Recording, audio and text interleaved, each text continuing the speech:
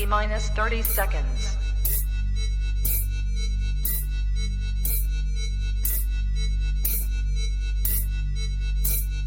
T minus 20 seconds.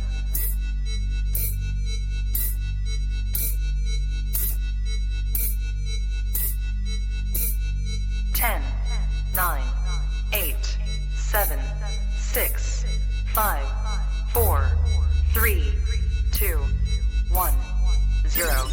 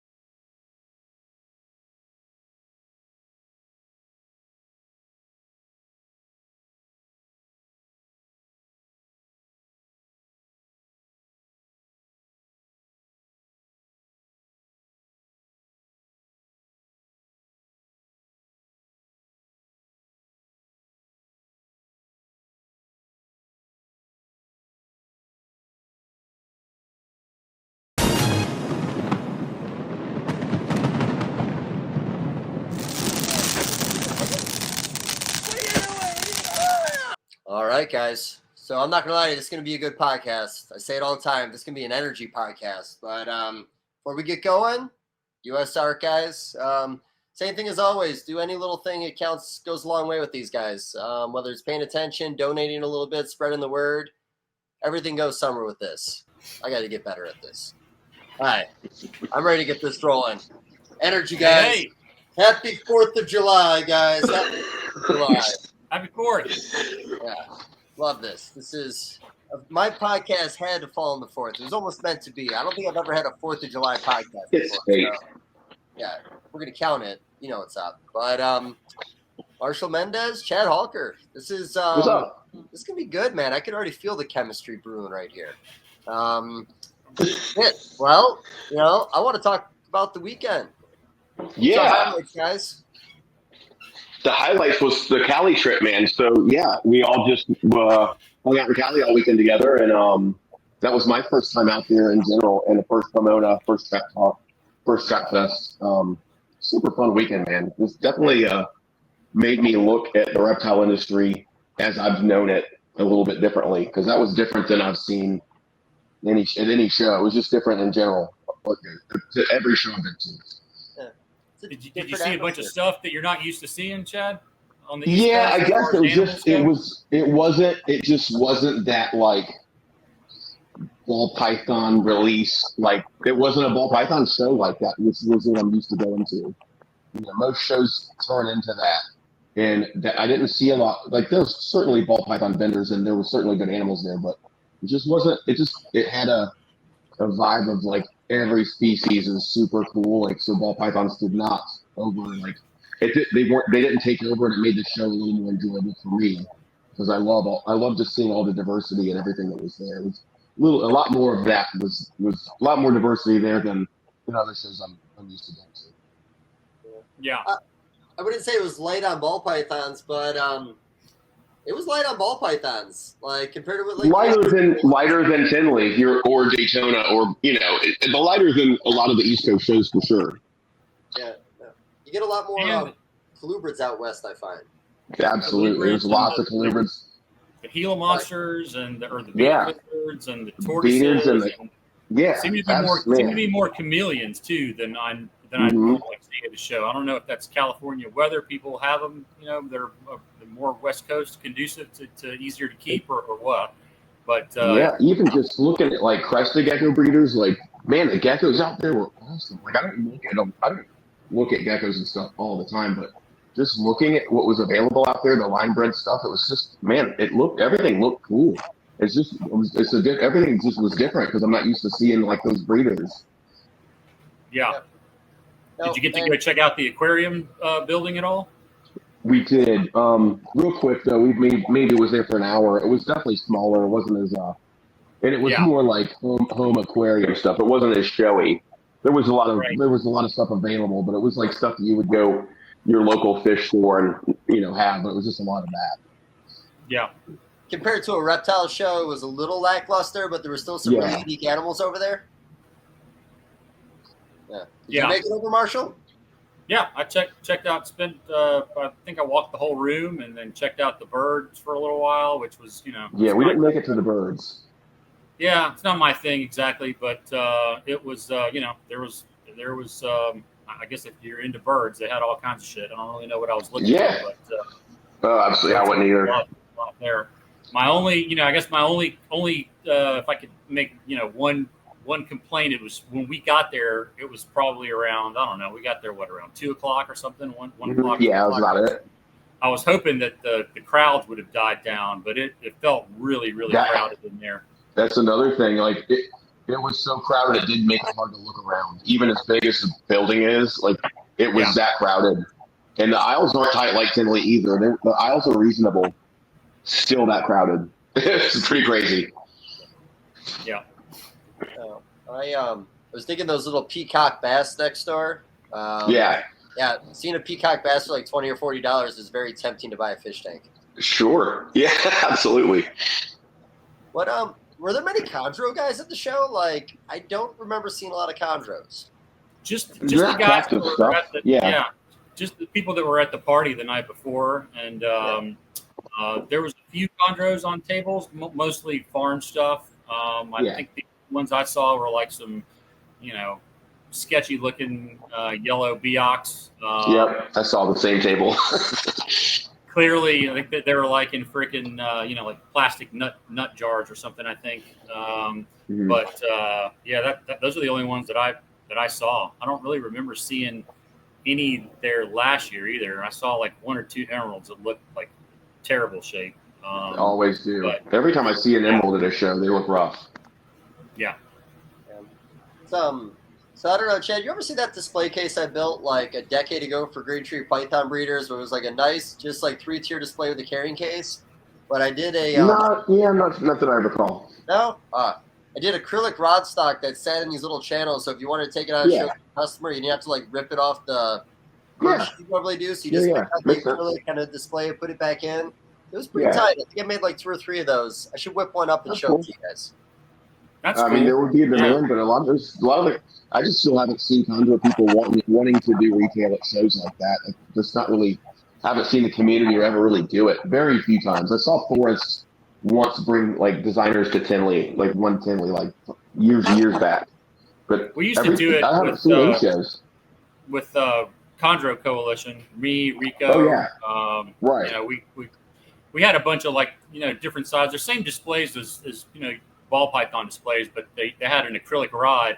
Problem is, it was one rod that went all the way through all 5 displays. So you had to have pull the whole.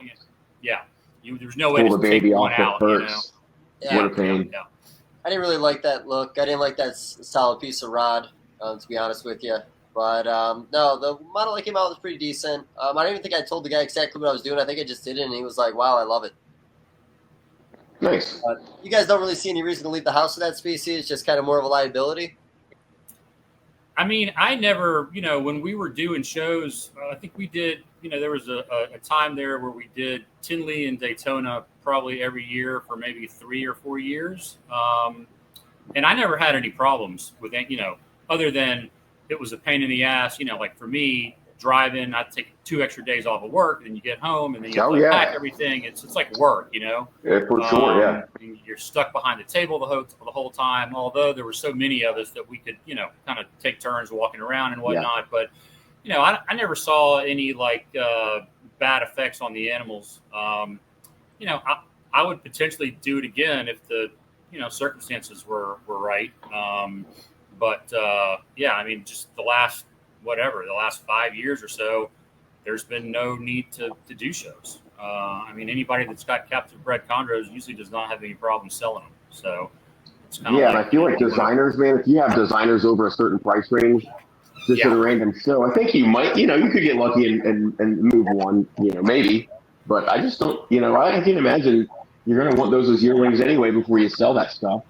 And I don't know. I just don't. I can't imagine being in that position and wanting to bring those to shows with my ball pythons. And I don't know that I want to do that either. So, but I can imagine though the locality stuff that's well-started neos would do really well at shows if people wanted to do that. I think that would be amazing. Would you? Well, if nothing else, it raises awareness about the species and people see them. Sure. And, there's a lot of people, if they're they not see used to good seeing ones them, instead of what they're used to seeing, Exactly. They get pumped about it, Mm-hmm. Those next level carrying cases where you can actually set a thermostat with a temperature as you travel with them. If you were going to go as far as moving those animals around to shows, would you go that far, or would you just do deli cup transfer? I would just do deli. I have a power inverter, so I can plug it like a cigarette, like my car cigarette lighter, and it'll run a Helix or a Spider robot. It'll run a thermostat that normally won't run off of whatever comes out of your car. DC or AC, it converts it to the opposite, which is what thermostats need to operate. Right. So I just deli cup them, put them all in a cooler, and it just depends. It depends what time of year. For Daytona, you'll control that whole cooler though with the delis in it. Yeah. That's Or cool. sometimes just not even do anything. If it's in the summertime and it's just in the car, Sure. they get. I just keep it as comfortable as I am. I don't want myself cold, but if I'm kind of like warm but not hot, I feel like the snakes are comfortable there. Yeah. Mid-70s probably. Especially for just a couple of days, Sure. That's fair. Let's talk about the show a little more, man. You enjoy the party on Friday night, Chad? I did, man. That was my first day in California. So just being there, the weather. I came from the East Coast where we've been sweltering in like over 100-degree heat for 3 weeks now. And got off the plane and it was like 69, 70 degrees. It's like crispy, no humidity. And that just being there was wonderful. And yeah, it was awesome, man. Like the party was set up perfect. I didn't expect that. It looked like MJ made his backyard look like a booth at a show, like with a DJ booth and catering. I mean, it was pretty awesome. That was beyond what I would do. It was pretty nice. No, definitely knows. And the people too, And the people, there's a lot of people that I've seen on. I'm definitely more introverted. I should have been a lot more social than I was, but I eventually met everybody, and there's a lot of people from like the conjure groups that I'm not really active in, but I do get through there and peek and see what people post, and I know some faces and names, and it was cool meeting a lot of those people. Some good conversations. No, I love the party. Honestly, like I said, I love the mingling. I like the vibe. I like jumping from conversation to conversation. It's really just cool meeting all those new people at that show. To be honest with you. No, for sure. That's the only bad thing about the party is that you can't, you got short conversations and you can skip around. If you want to talk to everybody, you really can't, you kind of wish you had more time. There was a lot of people. Yeah, we got there early there, Dave. So like we were like some of the first ones there, but dude, by the end of the night, that place was packed. It's awesome. No, I got to do it last year. I had a fucking blast. Loved everything about it. I got to see a lot of the same people there last year. A lot of new faces, which was really cool. Next time we go to Cali, we're already talking about it. We're going to plan it a little bit better, get out for a couple extra days. Sure. Maybe get a little field herping in. But no, I like the Cali show. Honestly, I didn't like the after party, man. We called it pretty early on Saturday. That's the difference. Yeah, so that's another difference. I wouldn't say it's not necessarily a negative, but no. What we're used to, it's just the party wasn't there. The energy, the after show energy wasn't there. I didn't see where it was. Yeah, there wasn't really a vibe afterwards like Tinley has, or that energy didn't travel after the show. I didn't feel it. We went to the auction. It was cool. There were people there. There were people to talk to, but I don't know. It just wasn't. It wasn't loose. It was chill, but it wasn't what I was used to. Tinley and Daytona and those big shows, like it gets pretty wild most of the time, and the energy's really up there. It might be because everyone smokes a lot more pot in California, and there's no reason maybe. Yeah, there's less drinkers. Yeah, there's less alcohol. Yeah, that's probably it. Yeah, everybody's just vibing. The bed and breakfast thing too now, man, that changes the vibe because I think a lot of people had bed and breakfast in the area. They kind of went there after the auction. There wasn't any reason to go back to the share and hang out. Okay. Yeah. Well, the reason is to socialize as a community. That's the reason, but. Yeah. No. Yeah, I don't know. Yeah. But it definitely was later than last year. I thought people were up a little bit later, and usually there's something going on. But yeah, I was at 9:30 or 10. We kind of looked over our shoulder and just kind of called it, or maybe. Yeah. We just ate, and like by the time we finished eating, there was just nobody around. So you guys stayed in LA Saturday night after the show? Mm-hmm. Okay. Yeah, I got a room at like the Hilton 10 minutes away from the show. Then when we went to the Sheraton just to hang out at the hotel and at the bar there, we ate there, but it just wasn't really much going on. There was probably 40 people in there, 30 maybe. Yeah. Sadly, I don't know. Usually, I don't know. I know a lot of people in California. There were people there, but just the energy wasn't there. Yeah, man. I didn't go out there for that though. I got exactly what I expected out of that, and more. It was better than I expected. Okay, that's fair. Marcial, when it comes to the species you work with, like when you walk through Pomona, is there like something that you see that maybe you just want to pick up? Like you always like grabbing new stuff? Not really, man. I'm pretty calculated about what I get. You know, I'm not really one to pick stuff up at shows.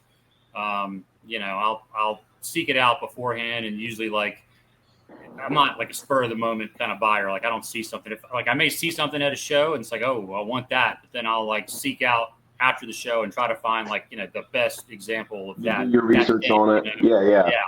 Yeah. So I'm not really an impulsive buyer. I don't really buy stuff at shows. I can't remember the last time I bought anything at shows. For me, it's just about doing kind of like what we did, going, meeting people, talking to people, you know, just networking more than anything else. And it's a little, you know, disappointing to hear that the bar after the show was weak, because that's probably one of my favorite things about Daytona or Tinley is hang after the show. That could change. I mean, but you know, y'all left early that day. Y'all drove back, but I mean, if we packed that bar with the crew that we had earlier, it would have been a whole different scene. Yeah. Dinner was nice though. Yeah, food was good. It was great. Bartender was nice, but no, there was a little lack of conversation. We just talked to ourselves the whole time, pretty much. We could have done that. That's always fun too. We could do that anytime. Yeah. And did you guys stay Sunday too, or when did you come home? Yeah, I stayed till Sunday at dinner time. Like we drove. What was it? The San Gabriel Mountains. We just left the show early, like in the early afternoon. Got a hit from one of his herper buddies, and he set us on a path, and which was awesome. And we ended up at the top of one of those mountains nearby Pomona. Took us about an hour and a half to just kind of slow drive up to the top, and we just kept hopping out different spots, looking through rocks and herping and seeing what we could find. But man, just being out there like hiking around through those mountains and looking for reptiles was awesome. That was worth the trip. Yeah, I regret not staying extra. I was kind of whirlwind for me. I got there, left here like 5 a.m. Friday, and then was on the plane back at lunchtime on Sunday, and got home back here at midnight Sunday, back to work on Monday. So it was the time change, and then last year I did it better. I got there Thursday, stayed till Monday. Went to the zoo, did stuff. Wasn't as hectic, and wasn't like as dead when I got home on Monday. But, I'm still adjusting, man. Like last year. For sure. Yeah, I flew overnight. Like barely just slept a little on the plane. Flew overnight. Reptile stuff Monday. Yeah. And did reptile stuff Monday, then a 24-hour shift Tuesday. Just got off this morning. All reptile stuff today. Beat, dude. I haven't got a chance to catch up yet. Yeah, and I think I think I landed at like 9 a.m. on Monday. My flight got delayed on Sunday night, which was good because I meant less time in the airport waiting for my connector. But 2.5-hour drive home, and I just kind of started that video on Monday. So I just kind of got back to the swing of things real fast. I think I lost an entire day of sleep, to be honest with you, twice because I pulled it all out of Friday. Same. I'm negative 2 nights sleep. That's why I'm cranky today. Yeah, holy shit. But you want to talk a little bit about your pickup, Chad? We allowed to talk about that? My stuff? Yeah, sure. So, Marshall was talking about he doesn't pick up stuff at shows. I generally don't either. I haven't in years. I generally will pick up ball python stuff, but I haven't had to do that in a while just with what I'm producing. I'm really producing what I want and holding back what I want from that stuff. But, man, long story short, I came from all the different species, and I'm really starting to miss them more. And I just from having all ball pythons. I mean, I have chondros and stuff, and I have a handful of odds and ends, but I just wanted another colubrid species or something small to work with. So I ended up picking up a few house snakes there. So I think, man, they seem really cool. I ended up getting like a 2.1, and I'm going to pick up a couple more animals from them from stuff that they have at the shop. But just seeing what they had and the variety of those animals and the projects that are out already, man, I just went all in, man. I went in heavy with some Marcial albino stuff, and nice. I think it's gonna be a lot of fun. I think it's gonna be a lot of fun with those. Yeah. And I haven't seen those at any of the shows that I go to. Like none. I've not seen them at all. So I just thought it would be a fun species to work with. They're cool looking. I like the little stripe they have. Yeah. Say it looks like a little python almost on a colubrid type species. Yeah. That's what they're saying, like a Burmese python head, on a tiny colubrid. But they have the. And what's the deal with those? Are those pretty easy to get started and feed and all that and breed? I still have some work to do. I haven't really done all of my research yet, but they say they usually generally tend to start them live for a couple times, but after that they tend to go to a frozen thawed tank, and you generally don't have problem feeders with that stuff.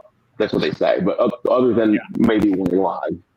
I think he was saying the capes, all the mutations that come out of that are all pretty good. I think some of the other stuff, the auroras, maybe could be trouble feeders. But I think the Kenyan reds, I was told are pretty good feeders. Or did I hear the opposite on that? I'm not certain, man. I definitely have read a bunch on it already, but I don't have it all memorized just yet. I'm going to be doing plenty of research this week. I don't even get them until tomorrow, next week. So I'll be digging into it this week. I sit there and talk to them for about an hour on everything. So I feel pretty good about their care and maintenance and everything. But as far as like mutation stuff, I haven't learned with that still. So those are all mutations or localities? Yeah, there's localities and mutations. So there's both, and they're kind of mixing everything together. So. Okay. I think the only thing I've seen is albino. Yeah, there's 3 lines of albino now. Yeah, and there's a couple pattern mutations. There's a hypo. So there's enough out there that got me interested in them to where I won't just be stuck with a few different things, Yeah. The marble was really nice. That was cool. The newer ones they were showing off. Cool. I love that. Oh, absolutely. That's a pricey boy, though. Yeah, no, it's tough, man. Like, I feel like there was a baller side of me back in the day that dropped $5,000 or something like that randomly, but I'm just not a baller anymore. Well, you gotta be, during COVID, it was a lot easier to do that. It was coming in real fast, so you could, it was easy to do that then. You almost had to. I did plenty. That's why my collection is where it is now, though, because like throughout COVID, all that money I made, man, I dumped back into pretty heavy when everybody else just cashed in, which I probably could have done the same, but man, these guys they probably regret it now because there's a lot, it's just getting harder and harder and harder to stand out. Well, that's fair. In ball pythons as is. Yeah. Marcial, did you make any moves during COVID? Were you selling a lot or were you spending a lot? Selling? Yeah. No, I hit it just right with hit the wave just right with my. I don't have a ton of ball pythons. The most I ever had was probably maybe 120 adults, something like that. And man, that's about everything all I now, really. Everything that I had is ultra male clown, and either double het, visual for one, het for the other. So I mean, I was kind of at the onset of me getting into it. For the first year or two, I kind of had a little bit of this, a little bit of that. And then I was like, okay, fuck it. I'm only going to keep X amount and everything's going to be plug and play as far as like, focus just on this so that I have, it's a numbers game, right? I mean, obviously. So the more numbers you have, the more, so I've just been, for me, like, and for whatever reason, a lot of people went ultra pied. I went ultra clown. Mm-hmm. So when I did that, around COVID, like I was one of I don't know if I was the first to hatch an ultra clown. I know I was one of the first. You were definitely the name if anybody asked about ultra clown, you were the guy for sure. Yeah. And during COVID, like everybody else, man, they were selling themselves. I couldn't even like a male ultra het clown was didn't even have to advertise. You know, people would hit me up. Hey, how much? You know, and they're going for whatever. $1,000 ultra clown visuals, six grand.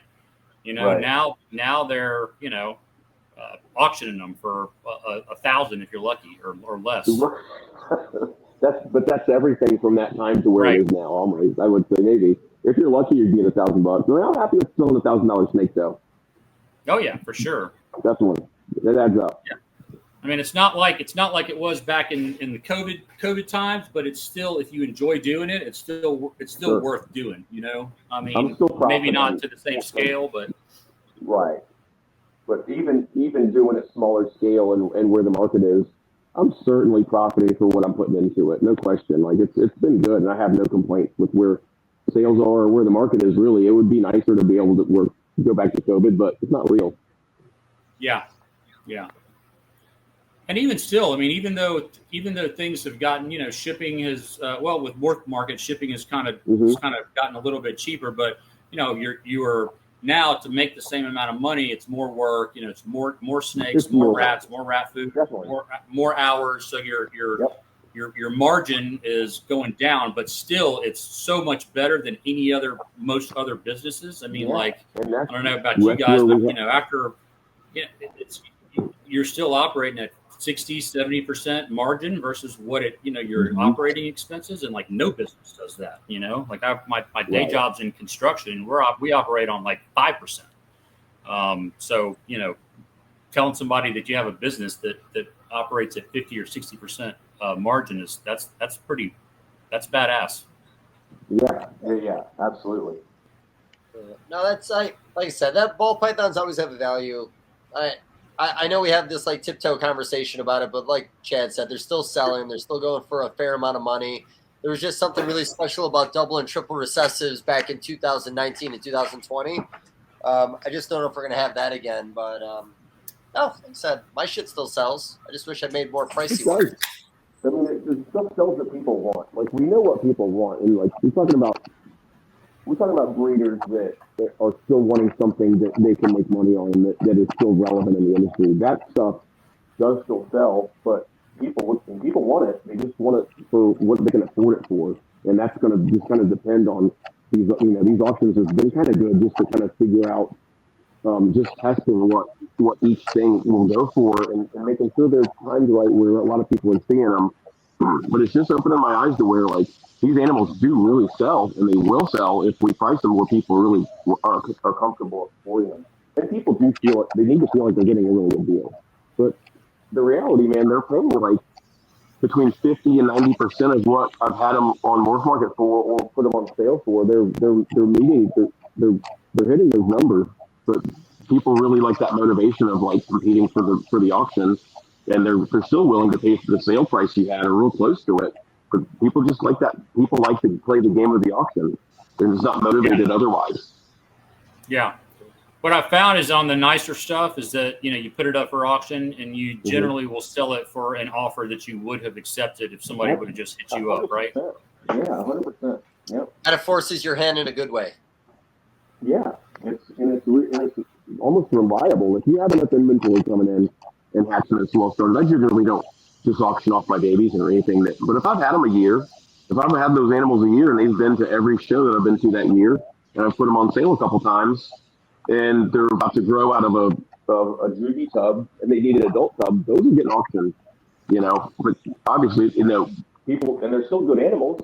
They're still valuable to breed, but there's obviously a price, so people just need that kick in the butt. And those animals that I put up, they've gone. I've been happy with everything I've sold like that in an auction. Yeah, the way you model your collection, the way you do it, though, it's you have to cycle through stuff because you only have so much space. You're always going to want to have the best of the best, and within a few years, you can upgrade everything. The way I'm doing my thing right now, just because it's so competitive with shed testing, everybody's producing stuff fast, and like everybody's getting ahead fast. So I don't see any other way but to get a clutch or two out of those females and have the next female in place for it. So those females just aren't going to be sitting around here for 10 years. They're going to be here for about 4 or 5 tops. So like you said, like every 3 years, your collection is going to look at it completely different. Mine will, but I don't have a warehouse to expand into. So if I want to keep my stuff looking fresh, I just can't get more than 2. There's no reason to keep a female more than 2 clutches. Just as that's the morph game though, and it's an ugly reality. But that's if you play that game, and you want to stay like towards the front of any project, you have to do it like that. That's what I found. Yeah. How many years do you think it's going to be until you cycle out your DG puzzle females? Man, it just depends if I have a triple or a DG puzzle something else that's 1,000 grams, then those girls would have to go. Yeah, it's weird. But yeah, I mean, this year I'll be producing stuff that will replace those. Okay. And then we'll be upsized in 2 years. So, Marcial, when you're working with the ultramelanistic clown stuff, are you always holding back a lot of visuals, or are you getting your money out of the visuals and holding back more hats? I always hold back the best. I hold back the nicest stuff for myself and sell the rest. So, the visual, anything visual is obviously worth more. It's going to take up the same amount of space in the tub. It's going to eat the same amount of rats, take the same amount of time, blah, blah, blah. So, for me, it was always just trying to maximize what I could do with the tubs that I have, the time that I have. And so I would always, keep the best of the best for myself. Okay. You got a set number of things you like to hold back every year? Or does it really just depend on how the quality is? It just depends what I hit. Yeah, it depends what I hit, what sex they are, yeah. Just kind of I don't have like a set number or set amount. I mean, last year I didn't really hit a ton. I didn't have great odds last year. So I think I had, I think I produced maybe only about 8 or 9 clutches last year, about, I don't know, maybe 70 babies or something like that. Right off the bat, I'll wholesale all the stuff that is, like I know I'm not going to keep. It's not worth, if I have to sell an animal for $150 or $200, to me, it's not worth it to feed it and, whatever for 3 or 4 months. I'd rather just get it off. Yeah, right. I'd rather just get it off my plate as soon as possible. So right off the bat, I'll wholesale, say, depends on the clutch. Sometimes the whole clutch, if I got unlucky or if I got a bunch of like pos het males or whatever. And then, so, last year out of 50 babies, I have maybe like 50 babies that I kept. I have maybe four that I would hold back, 4 to 5, something like that. That's fair. You think ultramelanistic and monarch seem to be the big ones when it comes to T-positive at this point? I always liked the Carmelo stuff back in the day. Do you think there'd be a reason to cross maybe ultra with monarch, see if you get a light kind of Carmelo look to it?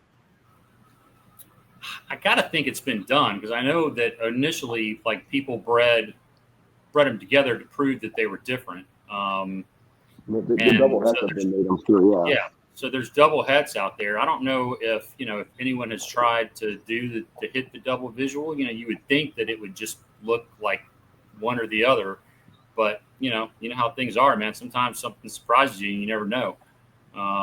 Like you use kind of that you mentioned Camarillo, which I produced quite a few of those.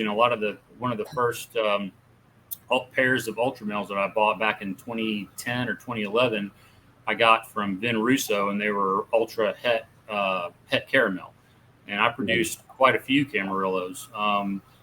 So I have had quite a bit of caramel stuff pop up over these. Obviously, I've been trying over the years to kind of get rid of it, and I'm down to where I've got like pos hets from pos hets from pos hets.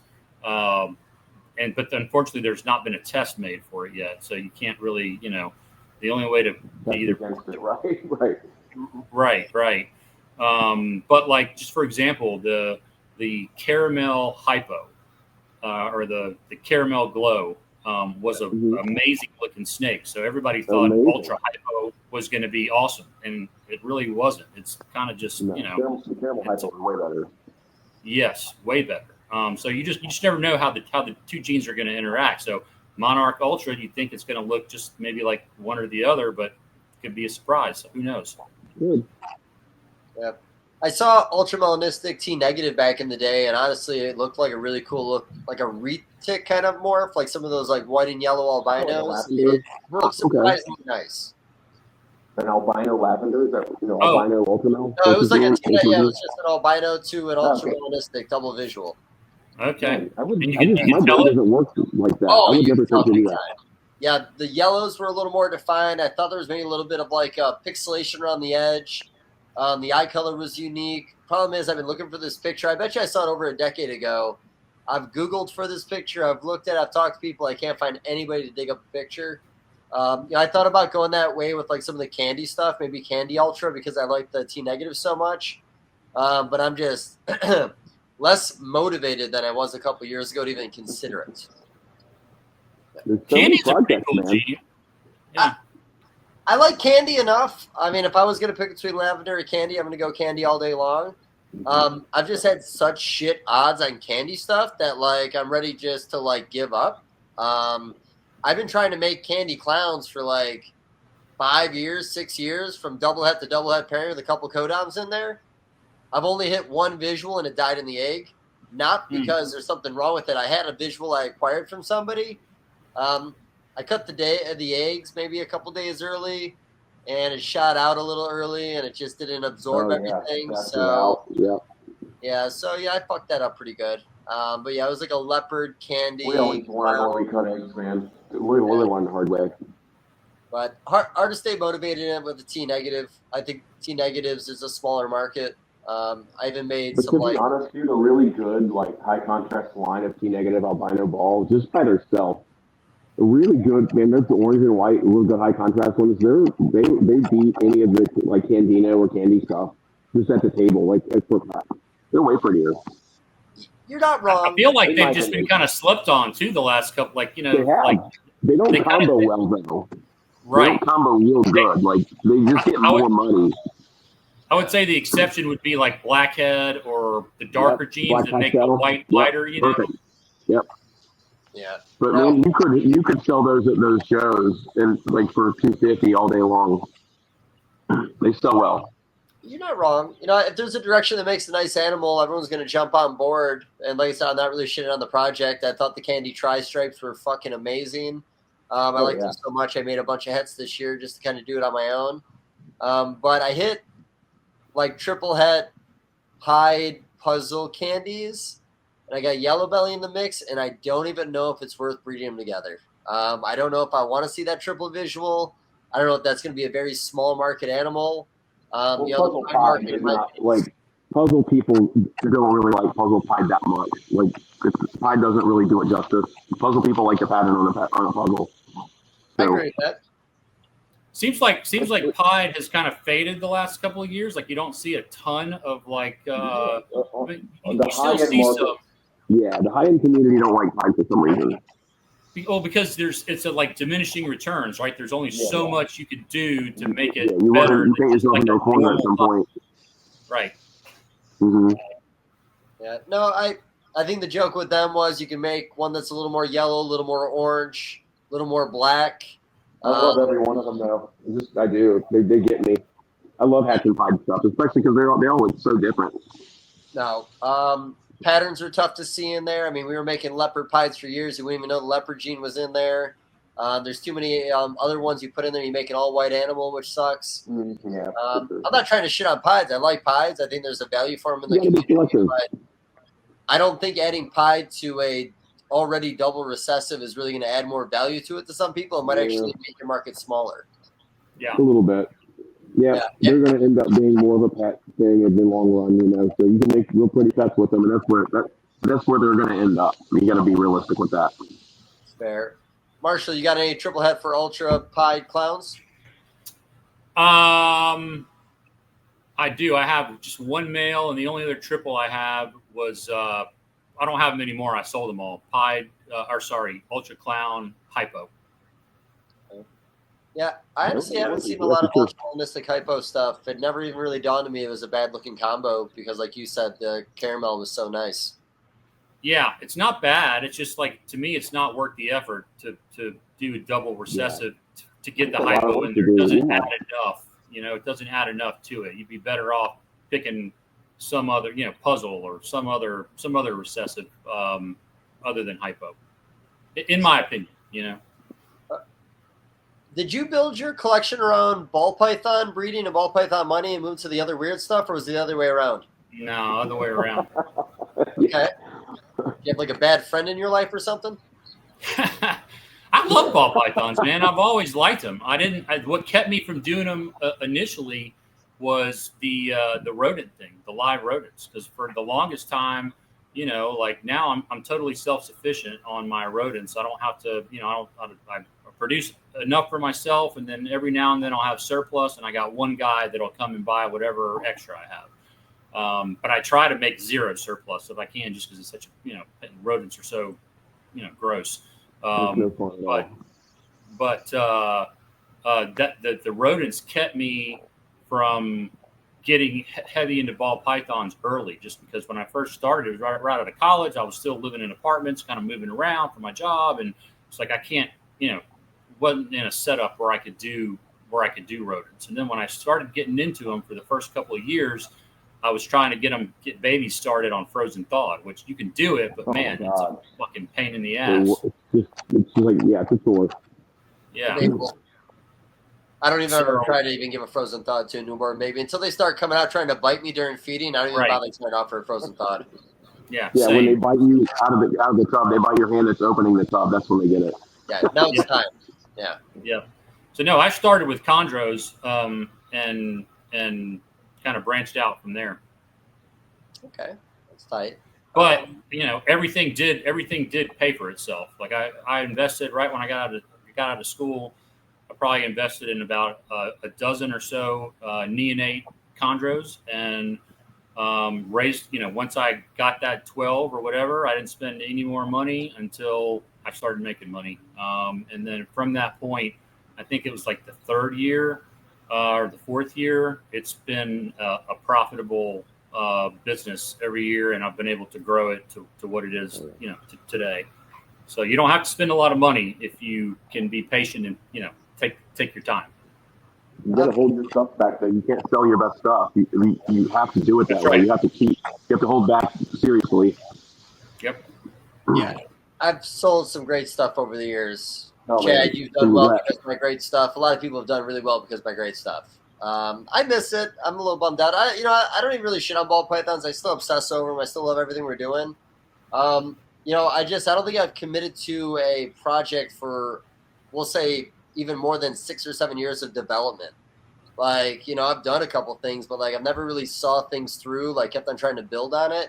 I don't know if I hit a wall or if it's just ever changing around me, but yeah, there has been a whole having a focus and having too much on your plate. Like if you have too many projects, it's super hard. Like narrowing your projects down is like the best thing you can do to make those the best thing and not have like 50 different projects. Yeah, I'm really enjoying the paint stuff, man. Like I've always liked paint. I like what I'm seeing in paint right now. So probably my biggest effort of the last season is probably to make more paint heads. But now I need to get even bigger with it. I need a paint head DG, or I need a paint head hypo. Like just making a bunch of head paints. I don't think the community is going to care that much. That's what I'm going with it, man. I want the most common sense mutations out of it. I want to do double recessives and stuff with it, but just getting the right codoms in there, and there's so much to do, and it's going to be really exciting playing with it. But it's the problem is like, man, I just need more space and more space. And how much do I keep of it? That's been the problem. But I'm going to get to a point where I have to like start selling off adults because I have so many triple hats and double hats and stuff from it that I need to raise up.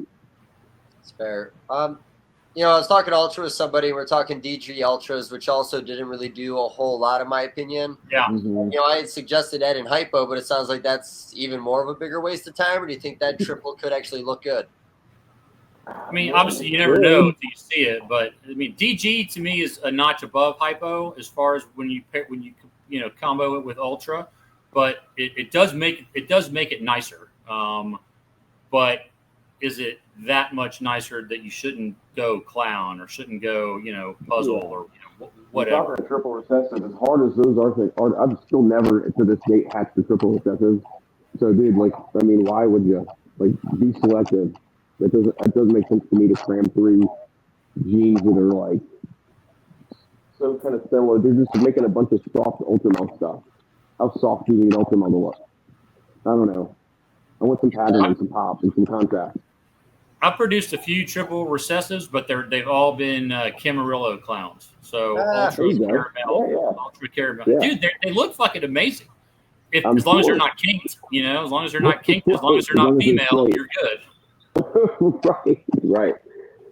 That's a shame. I got into that way early when they were still really pricey, and I got a female because I was going to bring a pied to it, and that whole thing back then. But man, way before I knew, and then really anybody knew. Well, probably not anybody, but nobody knew at that point that the females didn't like good eggs. Yeah. No. That's been with a lot of stuff, but honestly, not a lot of stuff. What deserts and caramels and anything else? I mean, there was ones that pied were good early on, and then they got good. Really worth it. Oh, what was that? The scaleless females. Oh, well, we don't know that. Just people can't get them up to breeding size because they're so fragile. Well, that would prove my point that they don't lay eggs.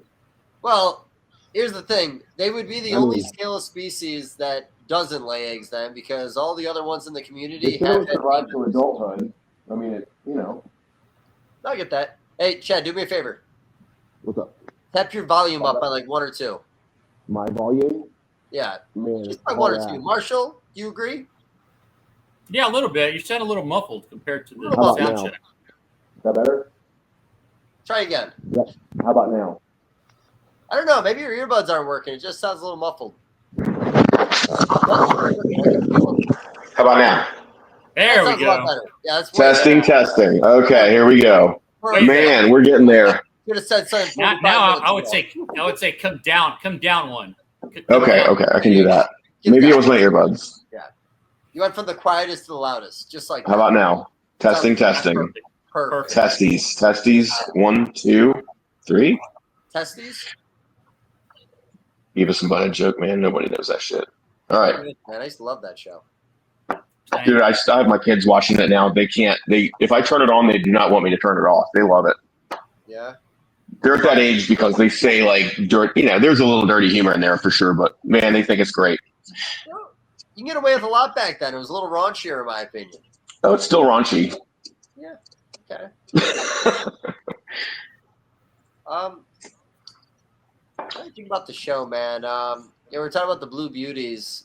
You doing anything Colubrids, Marshall, or are you just all pythons and boas? Yeah. No, I've got some Colubrids. I've got Transpecos rats and one pair of bull snakes. So Colubrids, I kind of cycle them in and out. I'll get I've done Okatee corns. I've done Western hogs. I've done just something to keep for a while, and then you switch the species up.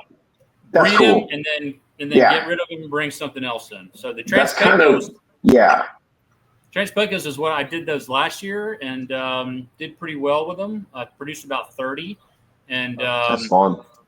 I didn't pair them this year. I feel like I kind of missed the window, just because with my I'm going through some stuff, so I've been trying to be real selective about what I'm putting together. So I didn't pair them this year, but I don't think I'm going to sell my adults. I kind of was on the fence about it, but man, I did real well with them last year. I produced about 30 of them, and there was when I put them up on I sold them just on my Instagram at first, and sold probably about half of them that way, and then put the rest of them on Morph Market, and there was 0 on Morph Market when I put them up there. That's another species that I never ever see at shows ever. Yeah. I look at Colubrid tables at almost every show just because there's always something random you haven't seen in years, but I'd never see them. Yeah. I've got 3.3. I've got a pair of albinos, a pair of blonde het axanthics, a female axanthic het blonde, and a male axanthic blonde. So I paired the male axanthic blonde to all 3 females last year, and I held back 2.3 triple hets. So I've got triple het albino axanthic blonde And then I had one blonde female that was real nice, and I held her back and sold the rest. That's super fun. Cool. Yeah. Then I've got the one pair of hypo Stillwater bulls, which are freaking awesome. I wouldn't that's a sharp morph, but one or a pair is perfect. So. Mm-hmm. But that's kind of where I've been at too, man. Just being ball python heavy, it's nice to have like a couple species, just a side project. Yeah, I like a lot of variety. I don't even know how many different species we've had pop up this year. We hatched or had live birth, but we're getting close to, I think, maybe like, I don't know, 8 to 9 species that have given us babies so far this year. I got to double check. I might be nice. A little more, but no, it's been great variety. We get a real kick out of it. Bree had that Kenyan Sambo litter, man, and I never thought I'd get so excited about those little snakes. Right. Yeah, now I got to actually go on and get some nicer mutations because we're working with all the basic stuff that's been around for like 20 years. Mm-hmm. I've got a pair of Samboas. Mine are the Conicus, though. There's a local guy around here that has been breeding them for like 30 years, and he's got this line that's like super duper, super orange. It's not a morph. It's kind of more like a line bred thing, and haven't produced any yet. But I do have a pair of those. Does it start with a D? The name or Conicus? It's a rough scale sand boa. Oh, okay. Mm. Yeah. I meant the orange line. I was mixed up with something completely different. I was on like Kenyans. No, yeah, they're not Kenyans. They're different. They're from India, Pakistan. I really don't know a ton about them, honestly. I just thought they were cool, and my buddy, I picked up I picked up a trio, but I've been doing this since I was a kid, and I've never had a snake escape, except for this one female rough scale sand boa. Her tub was like kind of eye level. I was feeding them one night, and mine don't eat frozen thawed. So I thrown a mouse in there. If she was in shed or something, didn't eat it. Pulled the tub open, and fucking mouse jumps up and like lands on my face and then runs off. So I I'm trying to get the mouse and left the tub open, and then the next morning she was gone. Haven't seen her since. Mm-mm. Man, I've done that before. Just dropped a rat on the floor, left the tub. I've done that more than once. 10 hours trying to find the rat and lose the snake. Yeah. Yeah, I'm doing pretty good right now. I have like one loose male ball python in the building. I packed him for the show, and he popped his deli. Usually they turn out pretty fast, but he must have found a little pocket I haven't been looking yet. I usually find them just kind of on the rack systems. If anything gets out anymore, usually I find them within 3 tubs over. I have everything in Freedom Breeder, so they generally have enough space to get under a tub in between the levels, and they just don't move anymore. They tend not to go too far. No, it had 3 days to wander. I left for the show. Oh yeah, that's a long time. And I lost it at that point. So yeah, that's a long time. It's not gone. It's just hiding. It's there. You'll find it. Oh, I hope so. Mine's been gone for a year plus, so I don't know if I'll ever see it again. But well, you might. I've heard of stories of animals being gone for a year plus and coming back twice the size. They're doing just fine, man. They're eating spiders. Yeah, I think that was a Daniel Ellison post years ago, or maybe I heard it from him. He lost a pied, and when he found it again, it was like 300 grams heavier. So, come on, man. So he's got plenty of food available in the building. There were rodents around, apparently. Could have been eating cat food. I don't know. Oh yeah. So, Marcial, you told me this last time we talked. When did you get in the hobby? What year? Like I got in the late 70s, early 80s, and then I had them all through when I was a kid. First grade's when I got my first snake, and have had them all through high school. Didn't have any in college, and then as soon as I graduated, like within a month, I started buying the chondros. So pretty much since I was first grade. What are you, 7 years old? College age. 6 years old. I've had them except college, and then the collection that I have now, I started it in '98. Okay, that's tight. It's a long time. What was it like buying Green Street Pythons back in '98? a lot easier than it is now, to be honest.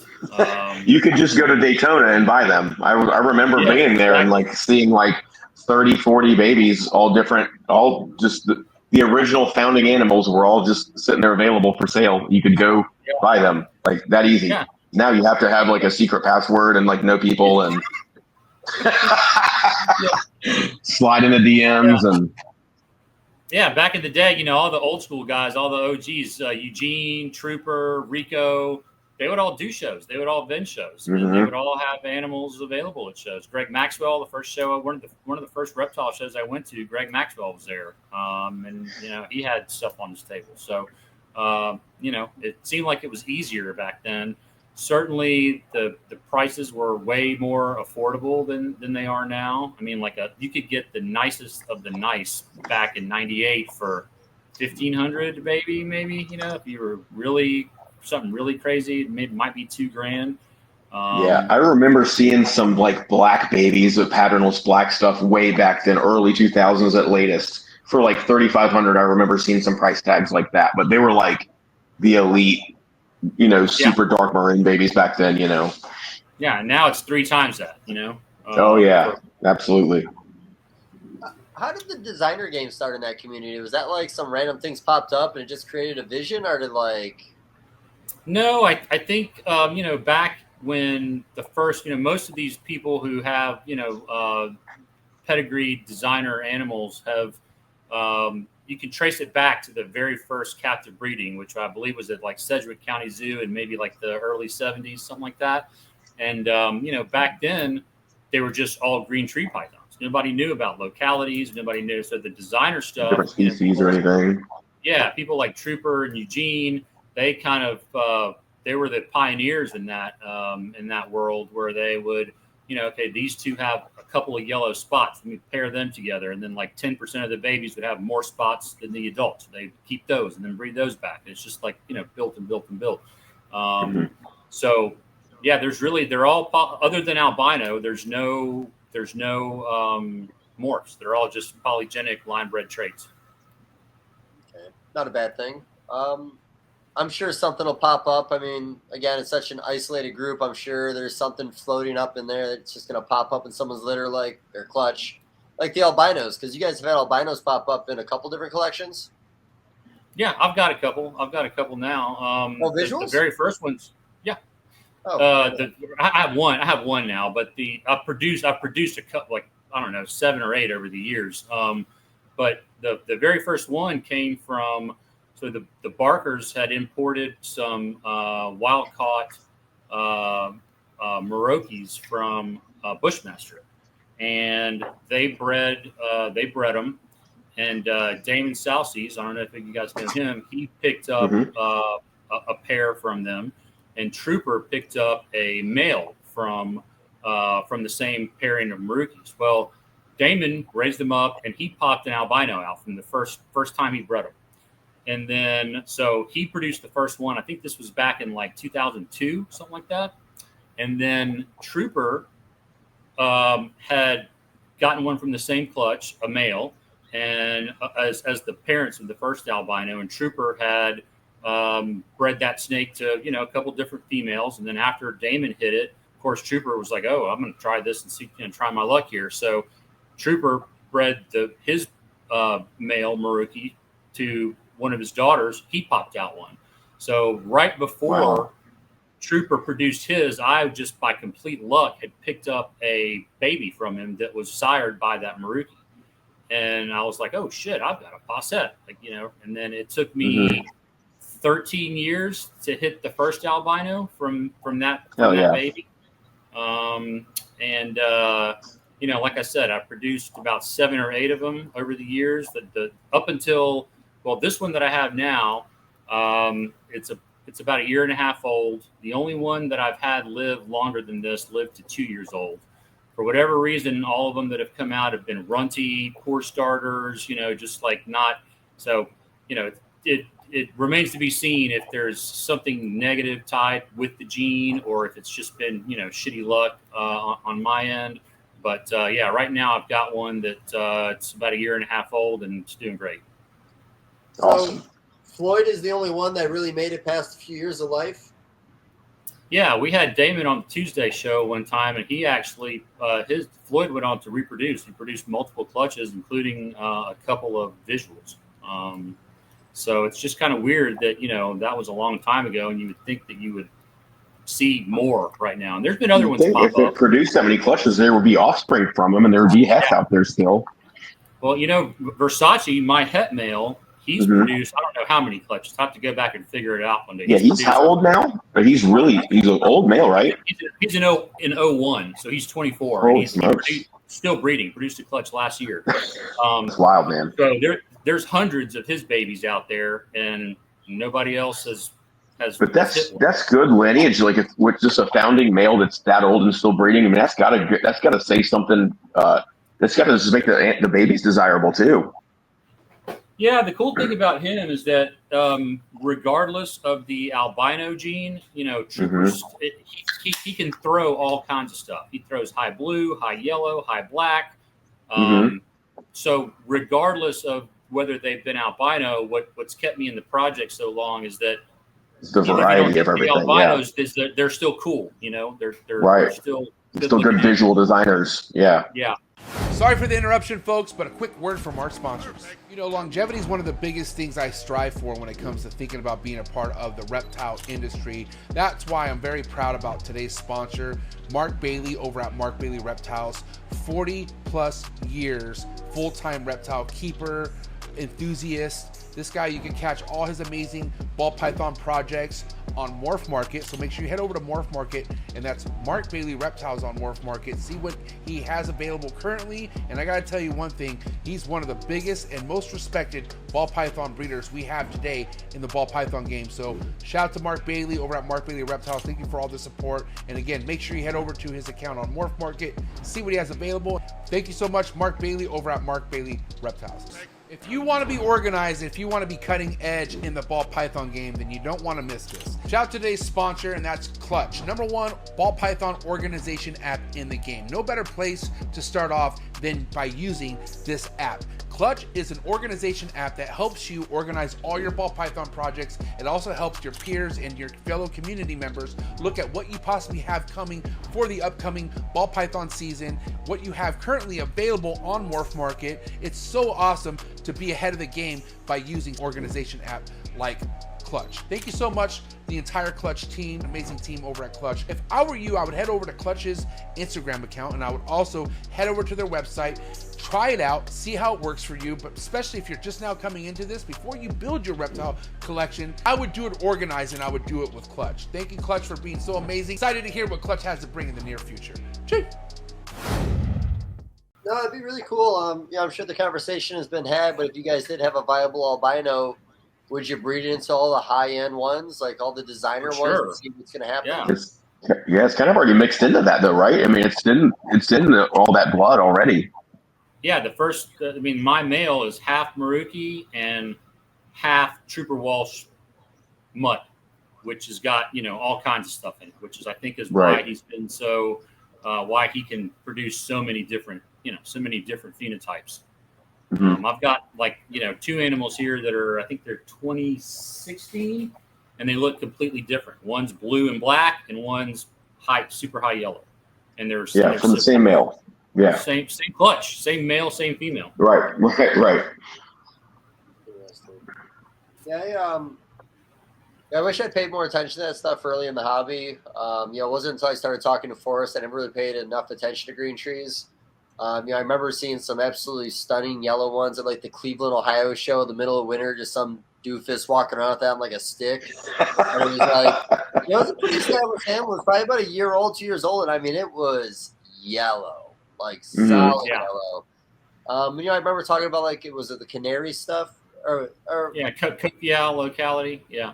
Yeah. Lemon trees. What's the lemon trees? That still going on? It's kind of faded out. You still see some pretty diluted blood in pedigrees and stuff. And there are some people that have maybe, 25% lemon trees, but they've not been the females were known for having pretty low fertility. I had one female and she gave me like 3 clutches, all slugs every time. So, but that line was started by a guy named Tim Termasi, and he hit the first ones from just 2 random green snakes that didn't look they were not high yellow. He bred them together, held the babies back, and got like 3 or 4, crazy nice 80, some of those were 80, 90% just screaming bright yellow. But yeah, that, I guess because the females were kind of poor fertility, that line never really took off, and there's not as much of it as you would think. It's still out there, but it's diluted, and it is still out there, but it's not prevalent. Yeah, I want to say these conversations were had like 7 or 10 years ago, and I want to say back then there was maybe 7 or 10 animals that he knew that were still around that were a certain level of purity, or I don't remember exactly how. Forrest had a couple. He had a couple nice ones.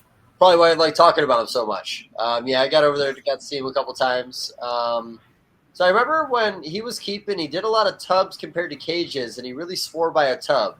Is that common in that community? Hey, you got. I'm glitching really bad. I'm going to jump out and jump right back in. Yeah, you're back. You're good. I honestly thought no one had anything to say in that moment. I was waiting for Marcial to respond to that one. No, that's fine. We'll never respond to that one. But no, I like all the line bred stuff, but the green street pythons, like, I got to sit down and actually learn the names. Dude, it's all consuming, and it will take your life over once you do that. Not a bad thing. Like, I think about, I look at this stuff a lot. Like, I look at ball python stuff, but because I have to, and I have to produce what I have, and you keep that going. But the chondro stuff is just, it's so different, man. It's not like we just know genetics because of all the stuff we've done. This is like just following lineage is a totally different. It's just, I don't know. It's different. It's fun. No, so I want to dive into more of that stuff when he comes back. So, like I said, I've always really been fascinated. I don't really talk green street pythons in here that much either. Back to the show, man. Like you were saying, California, and I just did a podcast before this one tonight, and we were talking about Daytona, we were talking about Tinley, we were talking about Pomona, did I say Pomona twice? Either way, the 3 big dog shows. So we're doing Daytona, Tinley, Pomona. Those are the 3. What about, is Texas in there anymore? Or is Texas not even is that 4th or no? I don't even know if that atmosphere is there anymore. I don't want to be an asshole. I don't know. I don't, because you can't have a green tree python there. Well, you can't sell your green tree python. Oh, yeah. That's a bummer.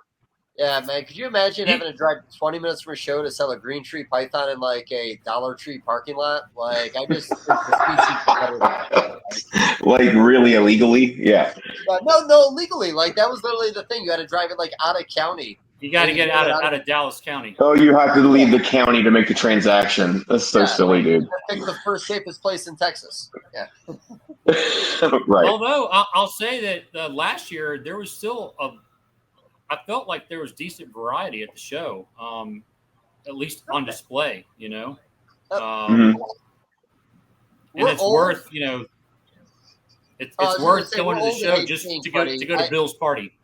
Yeah, no, that's okay. Well, yes, that is true. That's true. I would go. I wouldn't drive it again because I got tired of driving 20 hours each way. But I would fly out, do a Dallas show to hang out, and go to Bill's for sure. I would do that. Yeah, I would do the same thing. Honestly, I love Bill's party. I saw it for years. I'm going to that. That was fun. Last, what a crowd! And Dallas is an easy flight for most people. Most people have direct from the airport to Dallas. So. The Pomona and Dallas are probably the only 2 shows that I'm going to do this year. I may do Tinley, but no definite plans at this point. Okay, you're so close to Daytona though. Why no Daytona? I'm really not close. It's like a 10-hour drive for me. Oh, I just think you're southeast, so everything's close.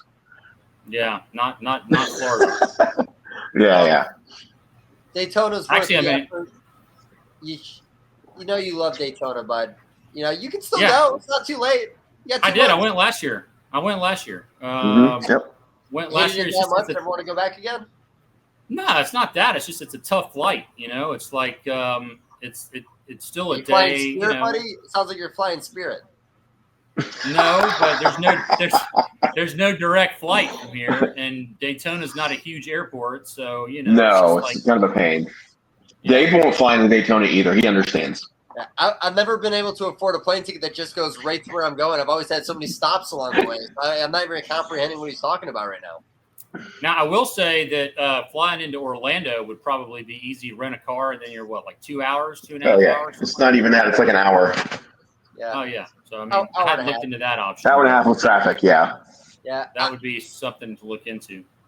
I used to do the Orlando route, but, man, I get there. I realize I don't have a ride. I'm not renting a car. Well, yeah, you have to rent a car, Dave. You have to do all the above. $40 a day when I get to Daytona, man. That's a good rate. Is that a good rate? Fuck that. Yeah, $40 a day. Yeah, give me that every day. Is that good? Yeah.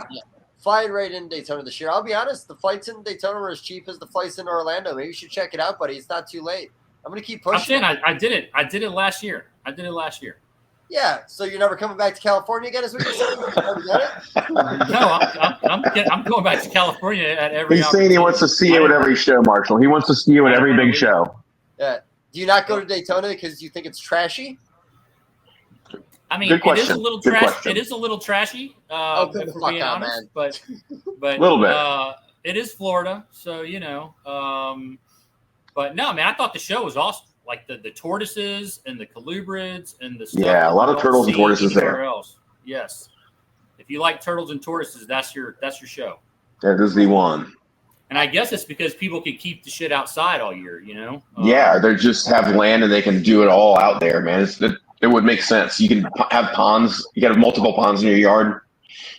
Yep. Yeah, that's fine. I'm not going to force your hand, buddy, to be happy. You don't have to ever come to Daytona. All right, I have a question. You talk me into it. I'll see you he's gonna look at the flights tonight. Yeah, I'll believe you. High pressure. You know what you need to do? Can we change the subject now? Oh, well, I don't know why you're coming. I'm just kidding. But, well, maybe fly in like a couple days early. Maybe that's the vibe you need, man. Just a couple Chad and Dave days. More time in Daytona. Yeah, not with other. That's fine, man. I don't know. Not gonna force you to be happier than you are right now. Sounds like you're trying. I'm trying real hard, man, because I want to see you there so I can talk to you for 4 minutes and ignore you the rest of the weekend. Like. Holy shit. But, are you guys going to come to Southeast to Bob's show in August? Yeah, I'm doing both. I will be there. I mean, that's a 2-hour drive for me, so I am doing that show too. That makes sense. Yep. Yeah, and if you were to go there, and I'm curious how this is going to affect just the show in general in Daytona, having Bob's show the week before. I'm curious about that. I'm doing both. Like, I'm not going to miss a Daytona, but I'm just curious because, like, Bob's show's pulling a lot of people. People are buying plane tickets and traveling from all over to go to that show now too. So is that gonna? Yeah. Oh, it is. If we get into Atlanta, it's real easy. Easy flight anyway, especially if you're flying in. But yeah, it's going to be interesting to see how that affects things this year. Yeah, Bob, man, he's the type of guy. I'd be shocked if the show doesn't grow every time. It's going to, man. With what he's doing to it, like there's no chance it can't. The recipe's working. And he's not gonna slack off. It's gonna keep going. Yeah. I thought it was very well run. I thought the show was great. Good mix of vendors. For sure. I really enjoyed it. The last one. Okay. No, I like Bob's show. I thought it was great. I thought it was good variety. I loved the venue, loved the after party. There was lots of different places in the hotel to hang out at.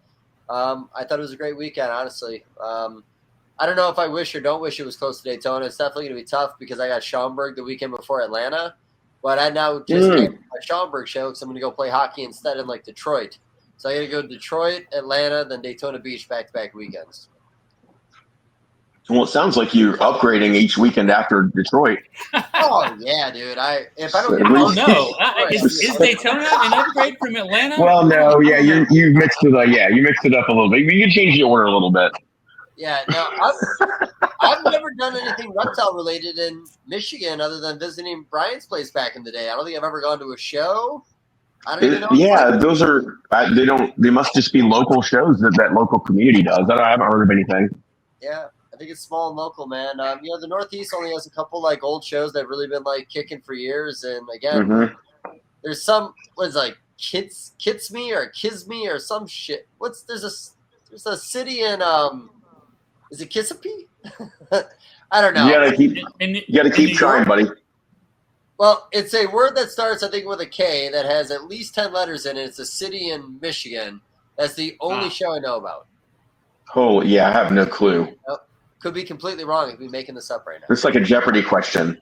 Yeah, this is a Eric question because Eric does a lot of Yes, in the Northeast, you've got Hamburg, you've got Pottstown, you've got the White Plains, New York show.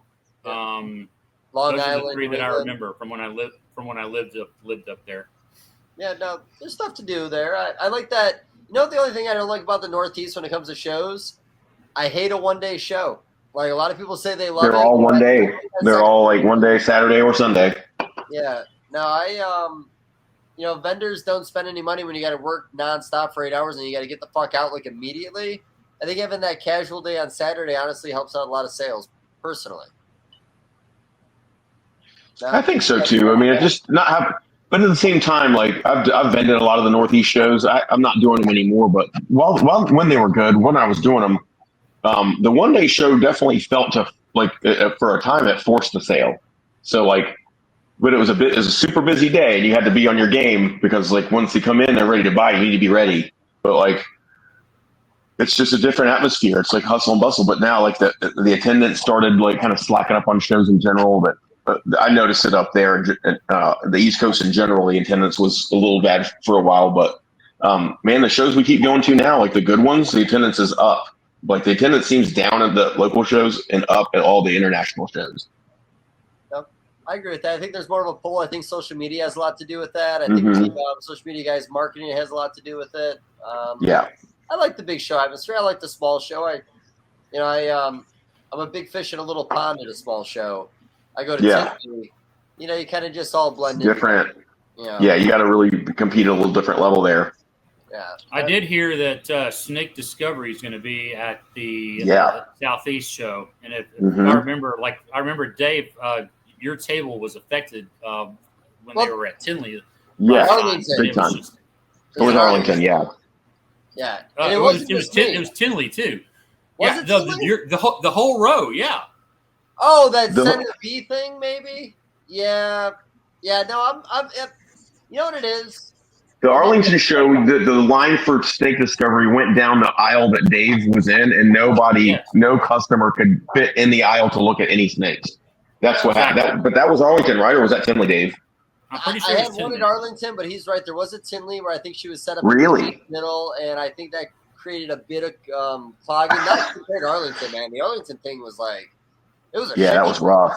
Yeah, that was. So hopefully Bob will. I'm sure Bob, realize he completely will understand. Yeah, but that place is so big, he could have her in a different section. Even the front of that lobby area is so big. Getting into that venue, like there's a lot of space where you don't have to have it crammed in. There was a lot of space to expand the show too, but a lot of empty space in the back. Yeah, there was. Like if he wanted to add table, he could. But yeah, I mean maybe she'll be back there where it won't really affect the walkways and for everybody shopping. Yeah. No, I think that one time was like truly a fluke. The Tinley one probably should have known a little better, but I think that one in Arlington, I think that was just kind of thrown together a little late. I wouldn't have known what to expect. I don't follow the show. Like I obviously know there's lots of followers, but man, did not understand how there's that many people that can follow somebody at Arlington. That was very eye opening. How powerful social media is. Yeah. Like there was it felt like tens of thousands of people there to wait for her all weekend. No. And there's a Pokemon theme too. So I guess like all the kids dress up and whatnot, and the theme for Southeast is going to be Pokemon. Yeah. Chad, are you going to dress up like Bulbasaur? I don't know what that is. I'll ask my son. He'll notify me what that is, and I'll find out. I'll figure it out. But no, I'm not going to dress up. I'll wear. Bob's making a Pokemon Southeast shirt. I'll wear that. Yeah, no, that was tight. I saw that. I thought that was Yeah, I'll wear that. Yeah, no, I'll do something. I don't know what yet, but I'll probably dress up. I mean, I don't see why not. You put on like a furry costume. Yeah, I don't really have a favorite Pokemon anymore. I guess I'm gonna have to kind of scan through and see which one looks the most like me and just go with it. Yeah. There's probably one that looks like you. Oh, guaranteed. Let's ask Bob. Bob would know. Yeah, we'll see. I don't know. You gonna, Marshall? You gonna dress up Pokemon style? Nah. Maybe some Pokemon shoes, Pokemon pin. No. No. The brooch. The necktie. Maybe a brooch. Maybe a brooch. We'll see. Well, Pikachu has a little tie on, doesn't he? Maybe an ascot. Man, I don't know. An ascot.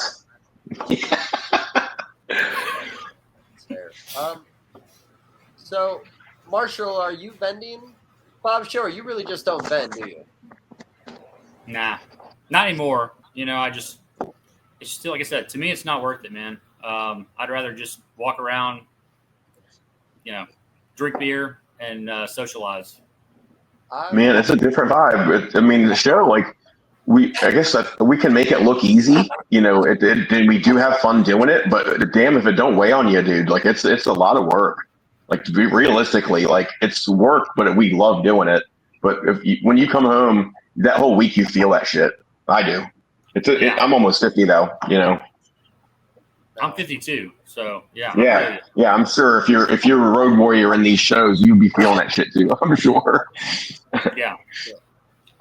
I pushed a lot harder for shows. Like, honestly, the last 20 years. This past year after moving, the motivation isn't there anymore, man. I'm staying away from. You know, the problem is, it's just costing so much more money now to do that little show. That's it. The expenses of doing a show now, and the cost of just the admission, table fees, like the good shows cost a lot of money to do, and that's where I'm okay getting beat up on prices and negotiating, but man, you really do have to consider, like, is doing a show every weekend worth your time? Like, I watch these vendors doing 30 shows a year, do a show on Saturday, do a show on Sunday, do a 2-day show the next weekend, every weekend out of the year, man. Like, that's not a good recipe. I don't see that working. It didn't work for me. I did. It was either 12 or 14 straight weekends one time. Yes, but your overhead for that is just ridiculous. All the expenses. Probably. Yeah. Mm-hmm. Plus, what do you do? I mean, like, what do you do with the animals for that time? Do they just stay in deli cups for I get home on Monday morning or Sunday night. I immediately unload them. I get a meal on a Monday morning or Monday afternoon if necessary. Pack them back up Thursday. Thursday night, I repack them, and then I hit the road and I go. And with, like, ball pythons, really unaffected. Now, if an animal skips a meal in between a show, a lot of times I'll park it, wait until it goes back on feed again. Boa constrictors, I would switch it up a good bit. I wouldn't constantly take the same boas out. Mm-hmm. But that was honestly a little more heavier on the ball python side. And I don't want to sound like an asshole, but they can handle it a lot better than a lot of other species. They're real resilient. But and I'll do the same thing like you. Like, I'll feed that Monday or Tuesday or whatever. Usually Tuesday, Wednesday, I'll feed and I'll mark what, if anything doesn't eat that normally eats, they just get held back from the next show until they get, 2-3 meals back in them. But I mean, and a lot of people that do that many shows have so much inventory, they won't necessarily bring the same stuff to every show weekend after weekend. But I bet you a lot of them do. No. It can't be good. And I keep everything on heat at the shows. I do about an 82 to 84 hot spot at the back. I've got heat tape on every single display case. Yeah, that matters.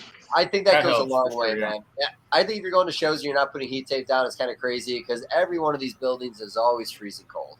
Whether it's summertime or wintertime, it's fucking cold in there. Yeah. Well, the problem is you got to cool it down before there's 1,000, 1,000 people in place, and then it'd be uncomfortably hot if you didn't. No, I get that. I remember the one Pomona show I think was set up on Friday. It was like ice cold outside in January, and like, man, I remember when we got to the building. And the crazy thing, I forgot my heat tape that weekend, but when we got up to the building on Saturday morning, I want to say it was in the 60s. That's another reason why I won't been the Northeast. I mean, it's like every show. I had one show up there where it was like the tables temp down to like 55 degrees when people were just setting up. Nobody's really complaining. It's like they're just used. That's just normal. No, I don't like that stuff. I used to go hard as fuck up in the Northeast too, because where I complain about one-day shows, what I would do is I just find 2 one-day shows, and I think that's what they do. Like Rochester to New England. Yep. And I want to say it was like an 8-hour drive, man. So it was like sleep in my car for a couple hours, do another show, and then I headed back down to North Carolina. Hell. Yeah. That's hardcore, man. That's hardcore. It is. It was a bit hardcore, man. I've gone through a lot of vehicles. I love the miles mentally, honestly. I've had a blast going to the shows over the years, but now I'm kind of like you. I've got this cozy little spot I'm in. Everything's kind of perfect. I don't want to mess with the chemistry of anything. And the shows I do now, like I got a little separate room in the building. All my animals go in there after a show. Like less fuckery than when I was in my 20s and early 30s, I guess is the way of putting it. I've always been really good at quarantine at the shows, but you get everybody asking to hold stuff, and I say no a lot of times in a very polite way, but you lose a lot of sales because of that. Like, see, I've changed. I was the guy that would always say no, or it would depend on my mood, but I've been saying yes a lot, and just because like that's what people go there for, and I have to sit back and just put myself in their position. They came there to like experience this, and a lot of times they're probably scared and they're asking to hold something for the first time. It does get annoying because it's like every 5 seconds, but I do try to be patient with these people. And if I have somebody help me, like if I can bring my son with me and he can just kind of watch these people hold snakes and they're not, in my hair, I don't mind it because like it turns into sales more times than not. So, and if you practice, sanitizing hands before and after, realistically, man, I feel like it's pretty safe.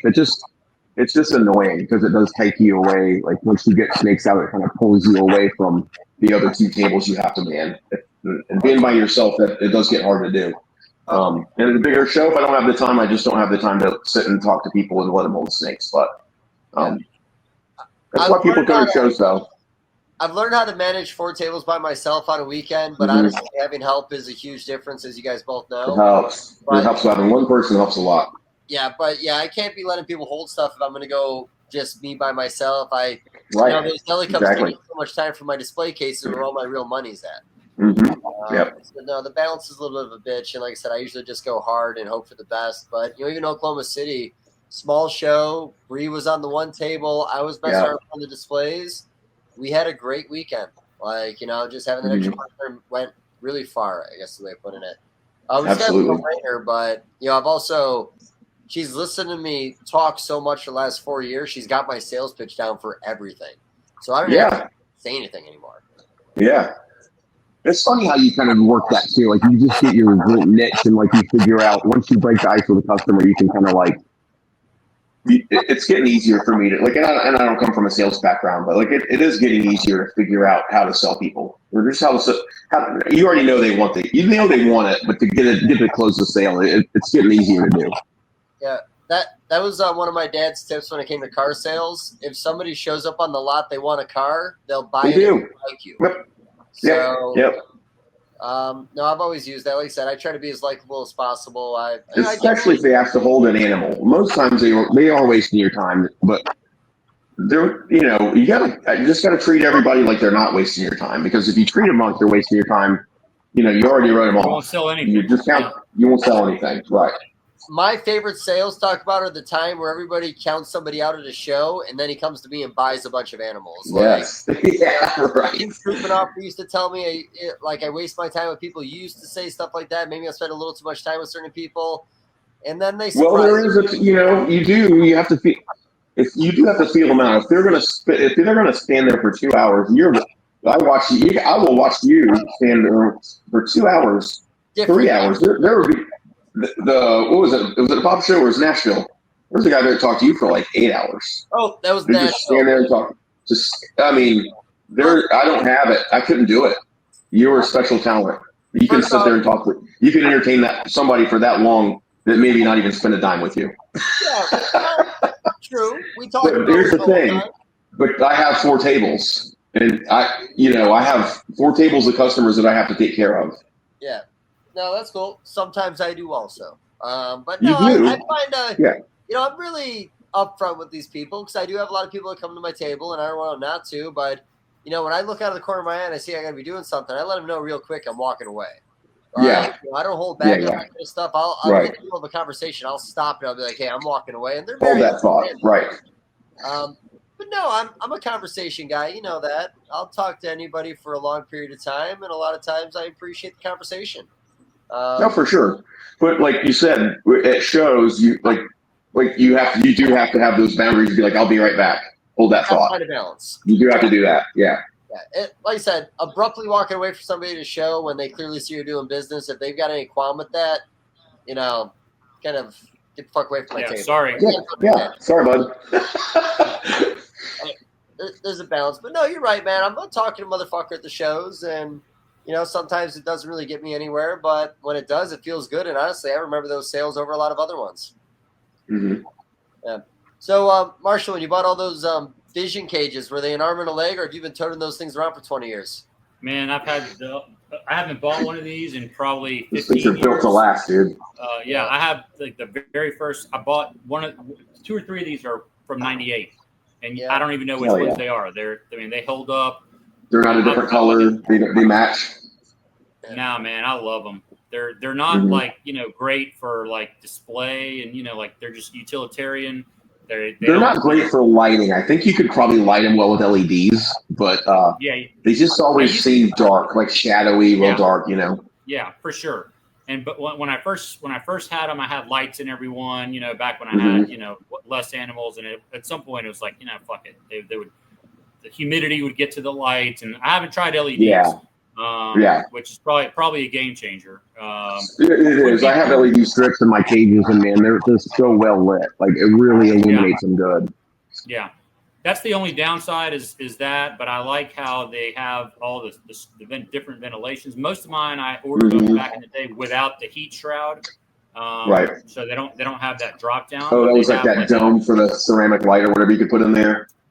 Yeah, I would order them without that. I do have some that I'm probably half and half that some have it, some don't.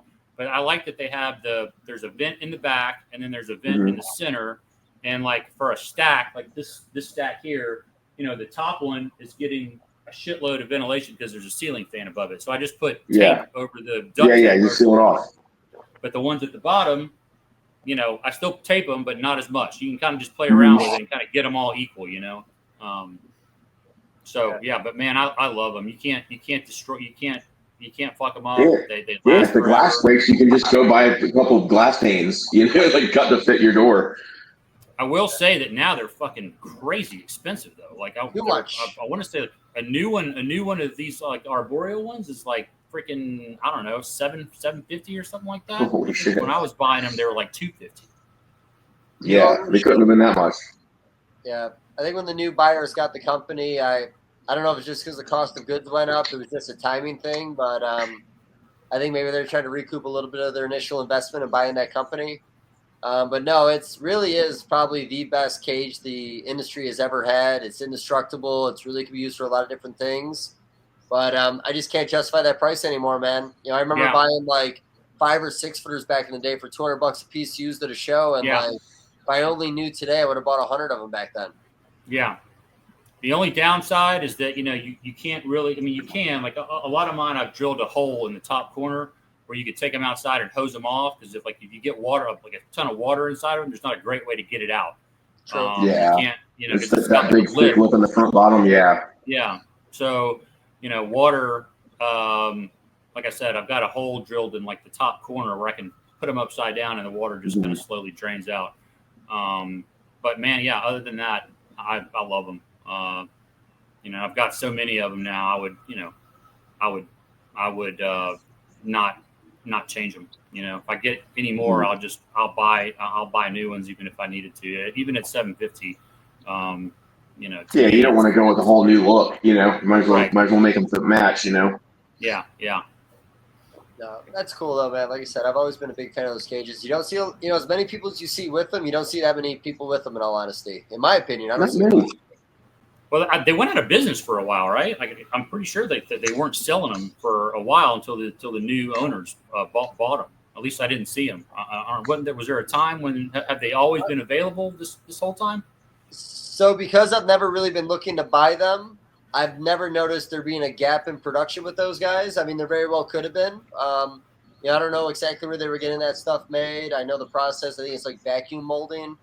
I'm not 100% sure, but if they were getting it done overseas, I mean, we did a tariff thing like 6 or 8 years ago, so it could have had something to do with that. I don't even remember what time. I don't remember when they sold the company, to be honest with you. I like the mouse racks they're doing right now, though. Converting that rack into a mouse rack, I thought that was pretty unique. And I like the snake racks where you can like interchange the different tubs and whatnot. Yeah. That's kind of cool. No, the skink people they have it now where there's like in between each tub there's like a gap where you can start putting like lights on top, like dome lights, which a lot of lizard people are pretty happy about.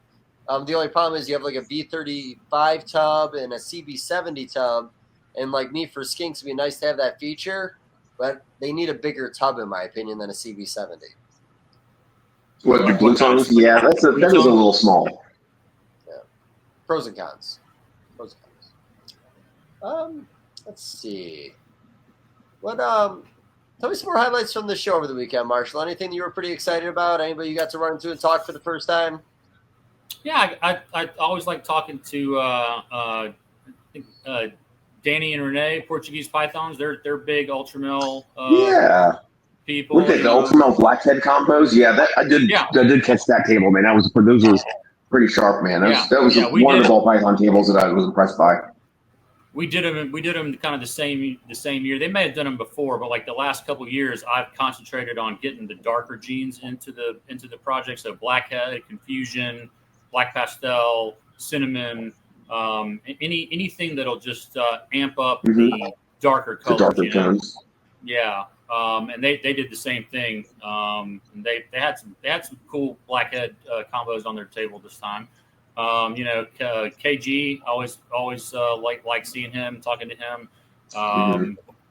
Who else? Man, I didn't honestly. It was so crowded. I probably only saw like 25 or 30% of the show, just because it's like I don't know. I don't like people being all up in my grill. You know what I mean? I don't think you could see more than that in a day. Really, like that was so big. Yeah. That's why you got to get there early before people come in. We did the same thing when we got there. Went to KG, hung out there for a minute, chatted up. Yeah, that was first stop. The building from there. But I think we walked around for like 2-3 hours first day, and we didn't even get through everything, or maybe we just barely got through. We just kind of sprinted through, man. Like real grazed by the tables quick. Stopped a couple things, like really tried to cram it real quick. But we missed the house snake table the first day. Good thing we went back. Yeah, I don't know how we missed that. The house snake table. Yeah, house snakes. See, I didn't see them. Yeah, I didn't see bush-tailed reptiles. Yeah. Okay. No. Bush-tailed. I wish we would have saw it on Saturday, even though the selection on Sunday was great. There were so many animals that he had sold already. It'd been cool knowing what that was. It would be, but they're not super far from me, like on the East Coast out here. So I'm going to pick up some more animals, and it sounded like they had a lot of inventory at home that wasn't at the show. So won't be a bad thing to not have it all there. They're East Coast, and they did the show. They did the. I think it's apparently the animals are housed in Pennsylvania, or a lot of the breeding is done in Pennsylvania, or like the Pittsburgh area. Yeah. Wow. I don't know if he has any of the house snakes in Rhode Island or not, because I don't know, but that's what they were told me. Like in the Pittsburgh area, that's where the breeding facility was. Yeah, Garrick Hartle has been working with Warren since he came in the country about maybe not the entire time he's been here, but he came over here about 7-8 years ago. He came to the country, I want to say, with around like 600 or so house snakes that he was working with. And I've always liked that market. I've always liked the species. Variety's always not necessarily been the problem, but I think with the variety coming in, and honestly, I think it was what kept me from really looking far into them, not knowing and just the variety is what got me. There was enough morphs already going on with it that it made it fun. It looks like it would be fun. No, I think you got into some of the better projects too, because I like the blue eye mutation. I think that was really cool. Yeah, I really enjoy this Bushveld albino. It looks a little different. I kind of dig that. Very neon orange, very bright. Very. That looks. I had no idea there was all these morphs. I didn't either, man. That's why it was just fun going to that table and just kind of learning about it all.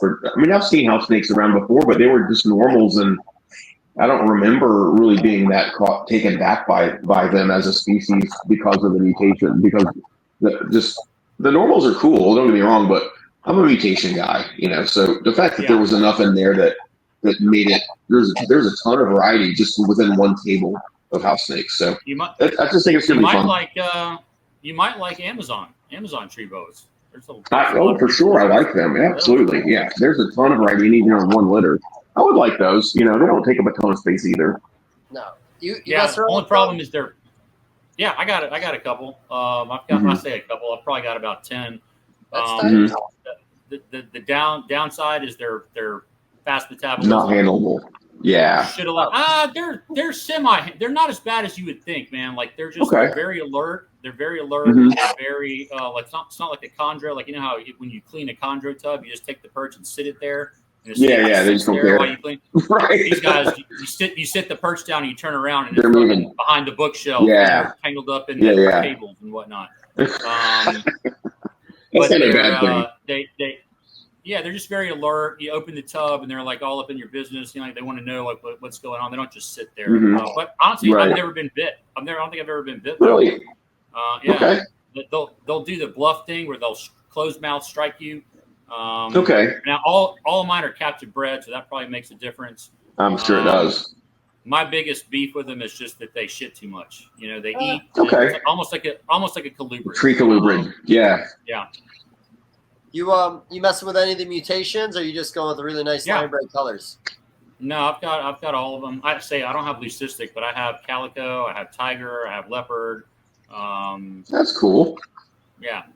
Yeah. No, that stuff all looks really great. The leucistic, were they having trouble with the leucistic early on, where they just weren't super strong, and then they just started getting stronger? Or are they still weak? Yeah, no, I think last year there was multiple produced. I think they're I think it's like basically a super hypo. They call it super hypo. Yeah. But from what I've seen of them, like they start off pretty white, but as they age, they kind of brown out a lot to where they turn into just like kind of a tan.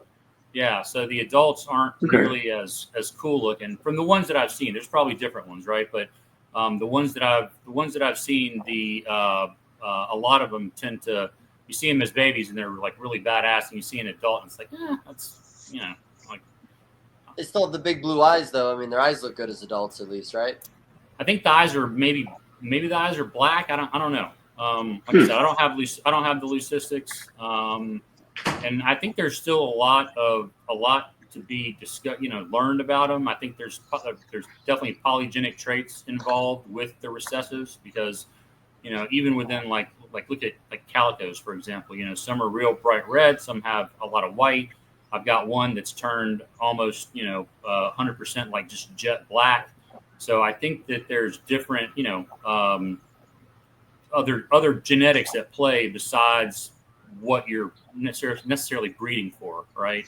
So like, it's kind of like within one litter, you could have a garden phase, you could have a bicolor, you could have, those are just like, I don't even think those are really considered mutations. I think they're just like, those get imported all the time. I mean, maybe they are mutations. I don't know.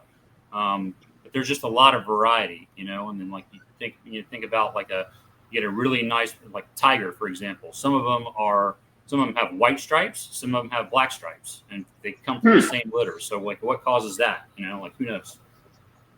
Interesting. Yeah, they're definitely variable, but some of the red lineage, when you go red to red, you're getting a higher percentage of reds, if not all reds in your litter, right? Well, the thinking is that the red, there's red and then there's calico. So thinking is that calico is is recessive. So if you breed red to red, you should get all red, or all calico to calico offspring should be all calico.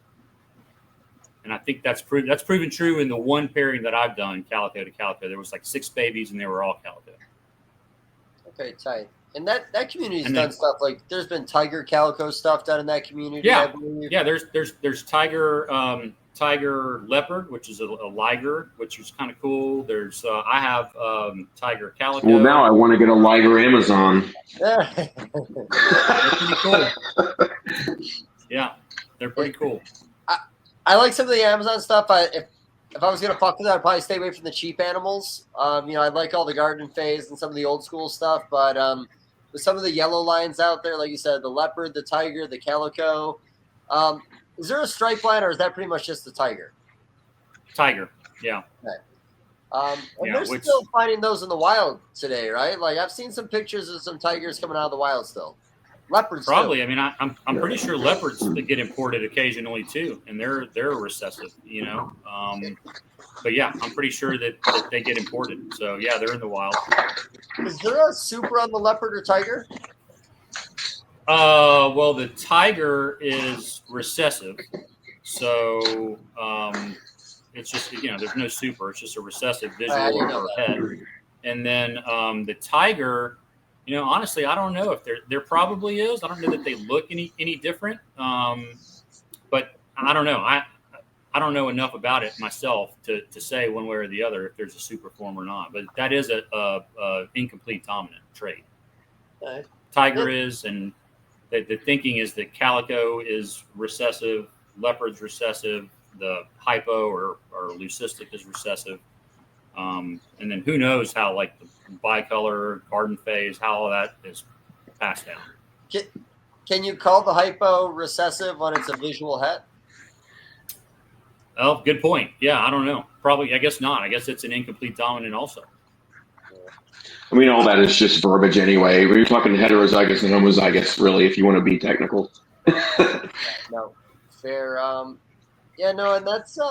And it's a hardy species, man. I mean, they do pretty good. You can keep them communally. That's what I'm thinking. I never kept them, but I just always looked at them like they're delicate, and I know they're not. But just looking at that, they're still long and slender, and I'm like, oh, it's going to break.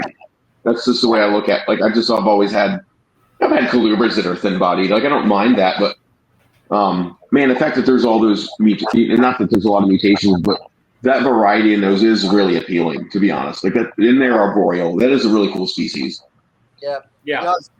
I was asking around the community, I think about a couple years ago, to do a podcast talking about Amazon tree boas, and there's nobody out there keeping a lot of them. Like, I don't think there was a big collection. They're not getting pumped out. Yeah, there's not a lot. There's a few people that have exclusively Amazons. Not a ton of people, but there are 3 or 4 or 5 guys that have large, what I would say is a large collection of them, larger than anybody else for sure. What's that, over under 20? Way over 20, yeah. Okay. He said 20. I don't know what large is in somebody's eyes sometimes. 20 is a lot of animals. Now, I think so. Dayton Croydon is one. We had him on the Tuesday night show one time. I think I want to say maybe he had like 50 or something. I've got a local buddy here, Jacob Brooks. He's Amazon Eden on Instagram. He's got maybe 40 or something like that. And then Rory Gresco is another guy. He's got I don't know how many he has, but he's got a lot. Randy Pegues has a ton. There's people out there. Jeremy from USR, Grassman Reptiles. He's really into them. There's people out there that are really kind of pushing the envelope with them. that are at the forefront.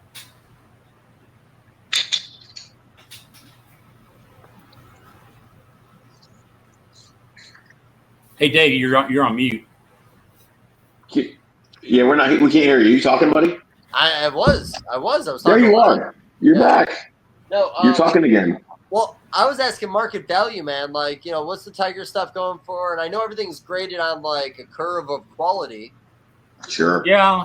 So this year, they bring decent money, man. Like babies, I've sold anywhere from.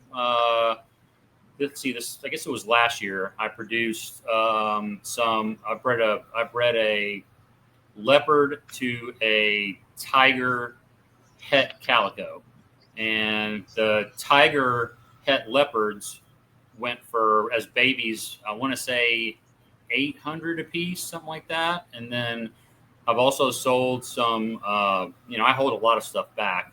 and sell it as yearling or even 2-year-olds on these. And I've sold those for, $1,000, $1,500, even $2,000 for like a really nice one.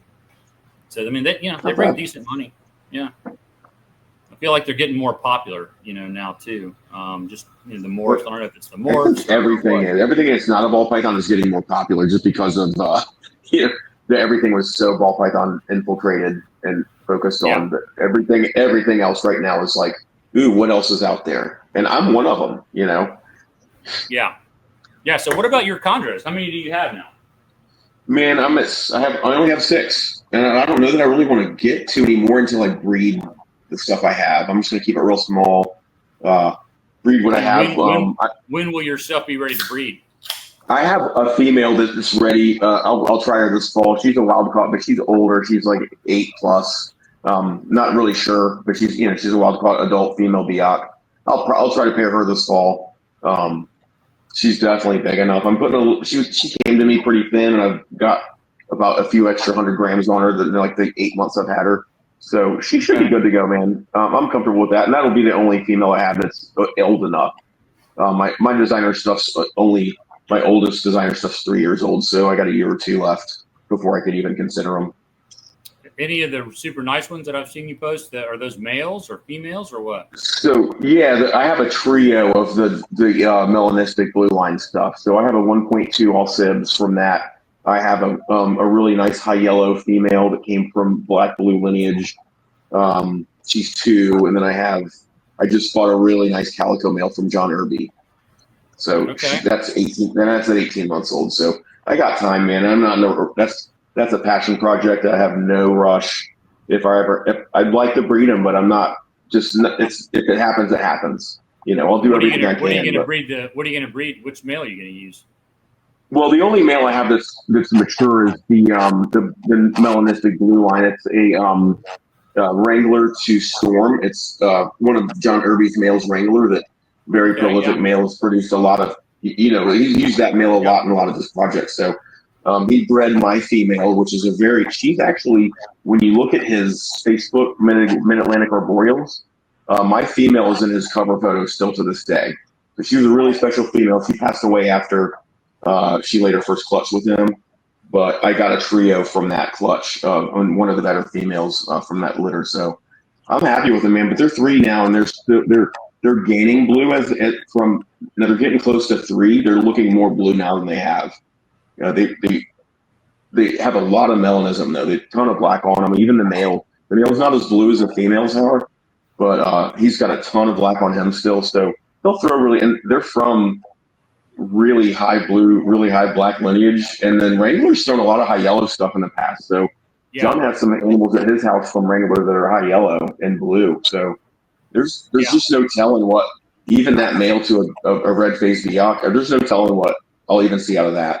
And I'm red biak. One thing I'm considering, great with anything. Yeah, for sure. So I might see some cool visual stuff out of that first time. But I'm considering breeding those sibs together just from how outrageous the parents were and the lineage of the parents. I know it's not a real common or a real. I don't know. I know people do breed siblings together in the chondro world, but it's kind of frowned upon. It looks like. I've never done. I don't think I've ever done sib to sib. I've done. That's what I was wondering too. Like every other species does it a lot. Yeah. But I was wondering about just why there's not more. Obviously, we know like that could cause more problems in certain areas, but mutations come from inbreeding. Sib to sib, mother to daughter, however you do it. And I know it's done to keep these blue lines pure and like keep more melanin and stuff like that. I know it's done that way, but it is surprising that there's not more obvious mutations that come out, but maybe it is from outcrossing so well. So with the species, you got to sit on them for like a year or 2 before you really know what you have. I mean, could there have been some mutations that popped up that the new owner just didn't realize what they had yet? Sold fast, maybe. Yeah, I mean, like I hold everything back till it's color change and sex myself. At least I have for the last 10 years or so. But I'll say that like the albinos, man, like. They are you could miss that as a baby, right? Yeah. If you don't know what you're looking for, now I can spot them immediately. But you're looking at the eyes mostly, right? And what tongue color and tail color? Exactly. Yeah, the eyes is the main thing, because you can have some that have a pink tongue, but they're not albino. That's fairly common. Most of them have black tongue, but the red pupils is the only. That's the way to tell 100%. Yeah.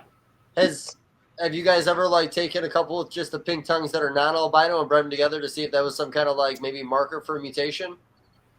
Yeah, I don't think I have, but at least one person has done pink tongue to pink tongue, and nothing came of it. So I don't know if that's just like a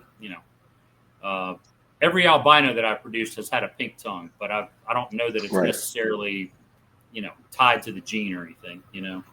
I mean, the main thing is the eye color combined. They all combine with the tongue, and then the color of the babies is on a yellow baby. You can't tell. The yellow is just as yellow as as a normal sib. But they don't have any black in the pattern. So like on a red baby, they'll have like the white or yellow or orange diamonds. A lot of times they'll have like black scales kind of surrounding those. In an albino, it's not black. It's either non-existent or it's maybe it's yellow or it's something, but they have no black on the pattern. So, would you be pretty excited about an Annery or Xanthic popping up? Sure. Who knows what it would look like? But why not? Yeah. Any morph would be good. I'm feeling your designer stuff, and you're looking at all these different like scale flecks of like the yellows and the reds and the greens and the blacks. Like that in an Anearthristic or Xanthic could really be a stunning animal. Like really nice and pixelated look, I guess you could say. Yeah. Or like what would albino do with a highly melanistic animal? Would it turn the black white? Would it turn it yellow? A lot to be done still. So typically black is going white in albinos, and the only there has been a few albinos I've seen in T negatives where it wasn't that case when you bred a dark pigment to it, and that was like blue tongue skinks when you bred the melanistic to the albinos and made the lavas, which was just this like insanely orange animal.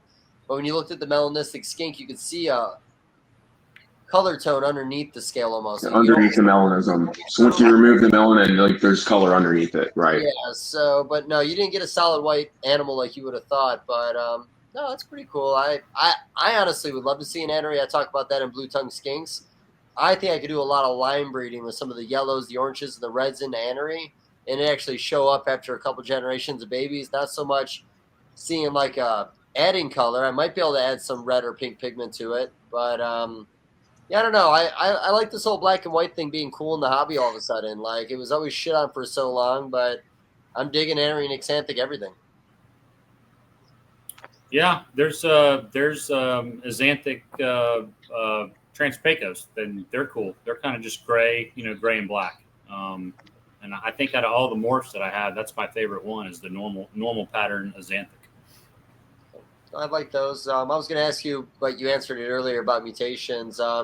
Texas shows. You still see them on tables at Texas shows. A lot of gray band breeders will have those down there. I would probably get some of that species someday when you sell your adults in a year or two, maybe. I don't know. Call me. They're really cool, man. They're super cool. Good, good personality and never bite. They got the kind of bug eyes, and they're just they move around a lot. They're cool. They're really cool snakes, man. I like them. I like them a lot. I'd mess with them, and I like the Stillwater Bulls, like you brought up earlier. It's something that I do want to start working with in the future. I bring it up a lot, and I know you guys aren't exactly the same way, but I am really obsessed with everything Colubrid. I think it's because I could just have so many more in a small area. I will still invest in things I'm working in, but I think most of my investment over the next 10 years in the hobby is probably going to be Colubrid projects. Another good thing, man, taking a couple months off a year of feeding and caring for was nice too, and having a break. They're nice, you put them away, you hibernate them for 3 months, and you don't have to feed them. No. Generally eat frozen thawed every time, all of them do. Yeah. It's pretty nice. I've asked this question without an explanation a bunch of times. What is the consensus in the hobby for green tree pythons on why there's such a large fallout on females? Like I've heard of a lot of virgin females or females having their first litter and then or first clutch and then they pass afterwards. What is that about the species? What have you heard? What's your rumors? I mean, it's no rumors. It's just like I've lived it. Trust me. Like they just they don't live. You know, if you get, you know, I would say average for me has been 2 clutches, 3 clutches. If you get four clutches from a female, you're doing really good. Now, a female will live as long as a male, as long as you don't breed them. But I don't know what it is about it, man. It takes a lot out of them. You know, they tend to, if they're gonna get a respiratory infection, it'll be while they're, you know, as a result of being gravid. I don't know. Stress, yeah, I don't know. I don't know why, but yeah, females that you breed a lot, they just don't live very long, you know. And I don't know if it's a function of us not giving them enough time off between clutches. Maybe they need 3 years off between. Who knows? Yeah, that's what's your standard though? So you have a female that's had her first clutch. Like how long before would you expect to pair her again? Do you give it like first clutch? So say a 5-year-old female in her first clutch, are you given a full year off in between? Because with other species, it's usually like you hit the first 2 or 3, and then you give them a year off. Yeah, it just depends on the animal. You know, some of them seems to take a lot more out of them than others, and some of them seem to bounce back quicker. Sure. So it just kind of, there's not like a set, you know, I do this for everyone. It just kind of depends. Yeah, I just got to wing it. Yeah. That pretty much goes for everything here too. I mean, you got to just go by the animal and look at what they're dealing with, and yeah, they're all different. I mean, I've had some that you breed them and then they just look like, you know, death warmed over after they lay a clutch. I've had others just super depleted. They lay a clutch and then you really can't even tell even right after. So just kind of case by case basis. For sure.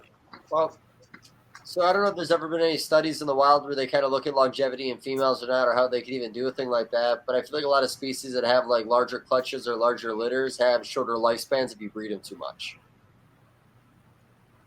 Yeah, I mean they lose a shitload of weight. I'm not big on the data and keeping, you know, great records or anything, but they lose, you know, 40% of their body weight sometimes. From having a clutch, maybe more. You know, depending on the size of the female. What's one of the biggest clutches you've heard on record? I think somebody had 30 something not too long ago. This year. Yeah, I think the record is probably pushing 40. Honestly, I don't know for sure, but you know, my average is probably, I don't know, 12, 15. No, less than that. Probably 12 eggs, viable eggs, you know. Babies that make it to establishment is less than that. You know, that's the biggest trick with them is getting the babies. The babies are the coolest thing, and they're also like, man, they just make you want to, you know, pull your hair out sometimes, just because, you know, you'll have a baby that you think is doing great and it's been a great feeder, then you come in one day and it's prolapsed, or you come in one day and it's just, you know, dead for no apparent reason. So yeah, the babies are the trickiest part with them. You know, they're just it can be very frustrating to have a bunch of babies, then you're trying to feed them and they don't want to eat, and then you're, you know, trying to assist feed them, and you know, once they get going, they're awesome. Like I could feed 20 of them in 3 minutes. Yeah, once they're instant. Yeah, like bam, bam, bam, bam. But getting them to that point can sometimes be a real challenge. Interesting. So what's the prolapsing? What's that about? Like, is it just, why are they prolapse? There's a lot of different theories as to what causes it or why. You know, hydration seems to be kind of the biggest, seems to be kind of the most popular. You know, what people think. That would make the most sense if they're straining to have a bowel movement or whatever because they're dehydrated. Yeah, could be that. It could be that, you know, they're definitely not eating pinky mice in the wild. They're eating skinks and frogs, and geckos and stuff. You know, and moths, or, you know, whatever, not pinkies. So you're just giving them these little, you know, fat balls that don't have any any real nutrition. No bone structure or hair or scales or anything else in there. Exactly, no roughage really. So that could be part of it. A lot of in the last couple of years, people have started using kind of changing the diet up. Trying to get them started on pinkies, trying to get them up to fuzzies as quickly as possible because they'll get the hair and the roughage. Once they get to the fuzzy stage, the prolapses become less common. And also like Bill figured out that chicken gizzards of all things are good. I think this year he started. I think all of his babies, their first 4 or 5 meals, he gave them all chicken gizzards. Nice. I've mixed it up. Yeah, I'll do like one meal of a pink, and then 1 meal chicken gizzard, and kind of switch it back and forth until they get up to fuzzy or hair, a mouse with hair on it. Once they get to that size, then I cut out the gizzards. But and does the gizzards kind of seem like it's preventing some of the prolapse issues, or yeah, is there enough data on that yet? Yeah, they should. It's anecdotal at this point, but they seem to shit better. Instead of having like when they shit out a pinky, it's just like a smear. It's like nothing. It's just like greasy almost. Mm-hmm. Yeah, when they shit out a gizzard, it's like a turd. Right. Not a greasy stain. Right. Right. So that seems to have helped. Certainly, animals that have prolapsed once, you give them gizzards for the first couple meals afterwards. That seems to help. MJ has given them quail once they get up to size, like little button quail.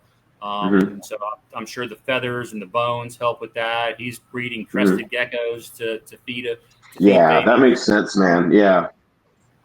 Yeah. No, the problem with the crested geckos is that they're too big for a brand newborn baby most of the time. After a fresh hatched crested too big. Yeah, it's a little too big. I mean, they can eat it, but I think the one time that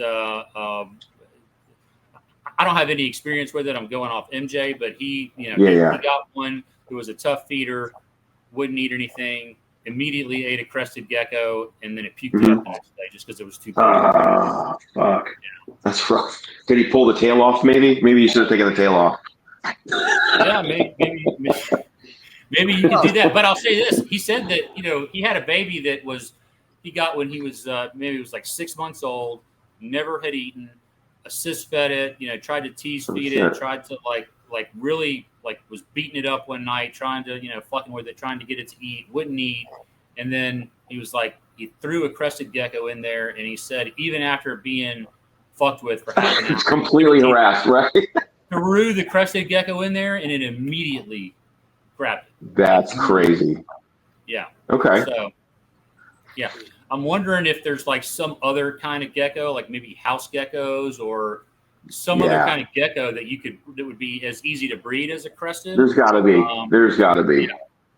That you could maybe try. The thing about crested that's good is you don't have to feed them insects, which I would.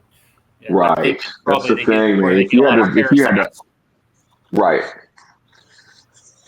I think most crested gecko people still feed insects, but you don't have to. No. I figured somebody would have tried house geckos at some point. One of those little bastards that clone themselves. Just let them bioactive, let them do their thing. I would assume. I don't know if that's an original thought by any means. Something else I was going to ask you. The gizzards, are they taking gizzard right off the tongue? Oh, yeah. I think he's sensing the gizzard sometimes too, right? It was like chick down. Okay.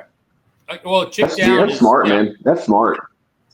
Chick down has been kind of the go-to for really as long as I've been. When I first got into the hobby, people were already using chick scent, and that works for if you have a tough feeder. Like now, the first time that I try to feed babies, I just automatically do chick scent. Go right to it. Mm-hmm. Yeah, because it's easy to get them off of it, and there's a certain percentage of them that will eat unscented pinks, but there's probably It's so variable. It depends on the clutch. Sometimes so you're trying to feed frozen thawed to ball pythons for the first time. Yeah, Right. Yeah. Sometimes it's like that. Sometimes you put a hot pink in front of 10 babies and they all eat it right off the bat. Yeah. Hell yeah. But the chick down seems to entice them a little bit more. So yeah. And the gizzards too. Like the gizzards work too. Like I had some this year that wouldn't take a pink and put a gizzard in front of them and they grabbed it and ate it right off the bat. Were there any methods you were using back in the early days of keeping them that you still do today, or something you tried that was weird back then that didn't work? Like you guys just didn't come up with this stuff recently. No, that's what I'm saying. Like the chick down has kind of been the main thing. That's the norm. Yeah, just heads, pink heads, getting those in there. There's a line of thinking that once you get them to learn how to swallow.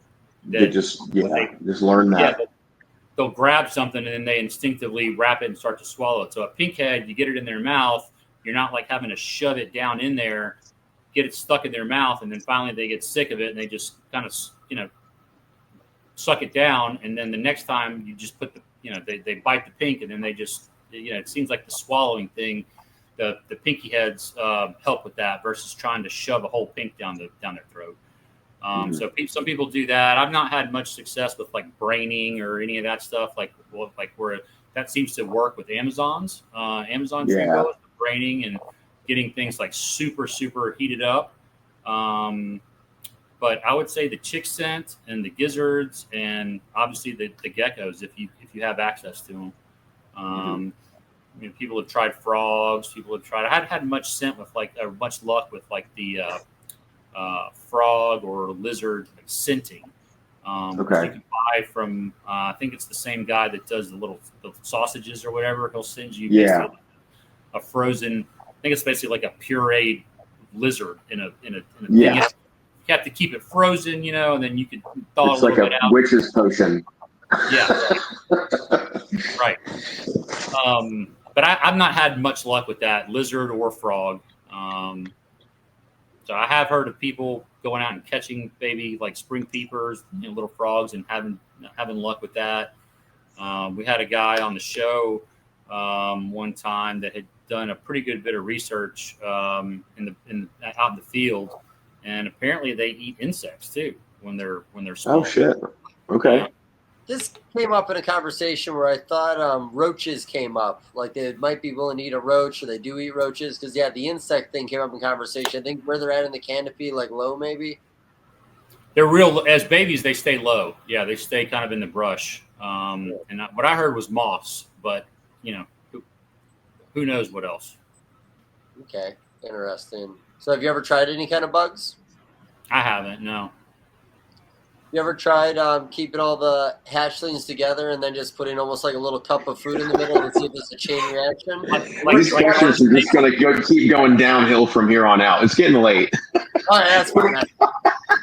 That's a real We're running out of questions, Marshall. That's a real question. Works with hog nose.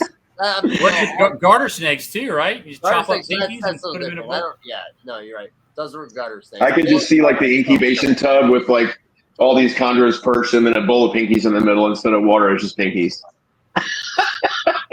There has been at least one documented case of cannibalism as babies, right? Where one ate the other one, and both of them ended up dead. So I don't leave them together for very long. I've only heard of that one time, but it has happened. So I think what I've heard on stories about cannibalism and baby reptiles is usually there's one that moves erratically, kinked, or something like that, that just some reason or another one knows to eat it or is willing to try to eat it. So I'm assuming that would be the same case with that one. But okay, Chad, you win. We're done here. I think. Hey, that wasn't me asking to leave. That was just like the question was funny. It's fair. It's fair, buddy. I got to go back to work myself. I got to get to the shop. I got a little bit to do still. Yeah, no, it's okay. We can call it. You're right. Maybe we're fizzling. I'm asking like 5-year-old questions right now. I could listen to chondro questions and chondro talk all night though. Like it could literally. We have to draw it at some point, right? No, and I think 2 hours is always a good spot. Like I said, it leaves me time to go do some work tonight. But okay, well, I appreciate it honestly. always enjoy the conversations. Marshall, we talked at the party. Yeah, awesome hanging out this past weekend too, man. Awesome. Yeah, man, same. I had a great time. We're gonna get together. I won't badger you about the vacations you'll take next time. Like, I'll be nice. High pressure vacations. Yeah, but we'll see you at Bob's though, man. That's not too far around. It's just few weeks around, right? A month away. Yeah, we're about a month away now. Like early August. Yeah, it's coming up. Yeah, coming up quick. So I'm doing a lot of pre-records for August because my Friday shows, and I'm on the road like every weekend in August. But I think from Bob's show, I'll do a live. I'll try to make sure I have everything set up for that properly. But just like last time, man, I'm going to want to cycle through people. I'd love it if you want to come over and talk to us for a little bit. I'm sure I will talk to you between now and then. We're just not there yet. The last time at Bob's show, when we were on the doing the podcast together, I think we were the last ones. I learned all about wet dreams, and we had all kinds of great conversations. What was that conversation? Man, there's an endless amount of stories. Yeah, there's so many. I made a foot-long hot dog to eat, and it was so fucking burnt, I wasn't willing to torture myself because I'm also on a diet right now, and I just couldn't justify pounding that hot dog. No, man. Yeah, I'm doing intermediate fasting right now. All I've had today was 2 nuts and a salad. So I don't think that's how that diet works, Dave. It just means you only have a smaller window to eat. It doesn't mean eat nuts and lettuce for today. Well, those are my snacks. My snacks are nuts and lettuce. You're supposed to eat your normal food in a smaller window. So I have one big meal once a day, and I fast the rest? I mean, that's pretty extreme, but yeah, that does work. That is. You could do one meal a day. I'll be honest. I'm trying to drop 15 pounds before we get to Daytona, so I don't think your way is going to work. I think I'm just going to keep on eating like a bird. We'll talk off the air, and I can get you. I can get you ready for Daytona, buddy. Okay. So I might not look like I know what I'm doing, but I know some stuff. I got my gym membership the other day, so you have to go to the gym now. Just having the membership doesn't help. Right direction. That's right. right. I still have to pay for it. I gave them money. That's the closest I've gone to going to the gym in like 20 years. So I'm pretty excited. Okay. You're 1 foot in the door. Yeah, I don't know what it's going to look like. I hope it looks good. Oh, I just have Bree make videos for me, please. I'm going to do before and afters every time I work out. Yeah. Well, and the video of the workout. Yeah, I'll think about it. Okay. It's a small town. No one's ever going to be in the gym, so I can look like an asshole in there. No, everybody looks like an asshole in the gym. It was my wrap-up thing. I was at Tinley one year, and I was at the gym with Lars Forson. Okay. Yep. And we were in there doing curls like idiots. So I'm like working out like this in front of the mirror. And her husband from fucking Ship Your Reptiles walked by. They couldn't see Lars. They just saw me in the gym at Tinley fucking like doing one of these by myself. Yeah. And everybody's so used to me being doing dumb shit. She didn't even question it, man. She just kind of I'm walking. Just Dave's working out in the morning. That's how I would picture you working out anyway. Yeah, of course. Yeah, that's what it's gonna look like, man. Trust me, I'll do the video. It's impressive that you were able to get in the gym in the morning after on a show. No shit. Yeah, really. Honestly, true. Actually, I think it was a Sunday at the end of the show when vendors were packing up. I think me and Lars were just kind of hanging out in the place. It was an open gym. Okay. Wow. Yeah. Not that cool. I didn't have to add that to the story. Okay, guys. Like I said, I appreciate it again. I appreciate everybody listening. It's 4th of July. If you're watching this live, get a fucking life next year, guys. There's a whole world out there. You shouldn't be home doing this. But either way, man. Either way, whatever makes you happy, I promise. But all right. Peace out, everybody. It's been fun. Yeah, good night, guys. guys. Don't forget. See you guys. Click, click, click, click, click, click. Yeah. Later, guys.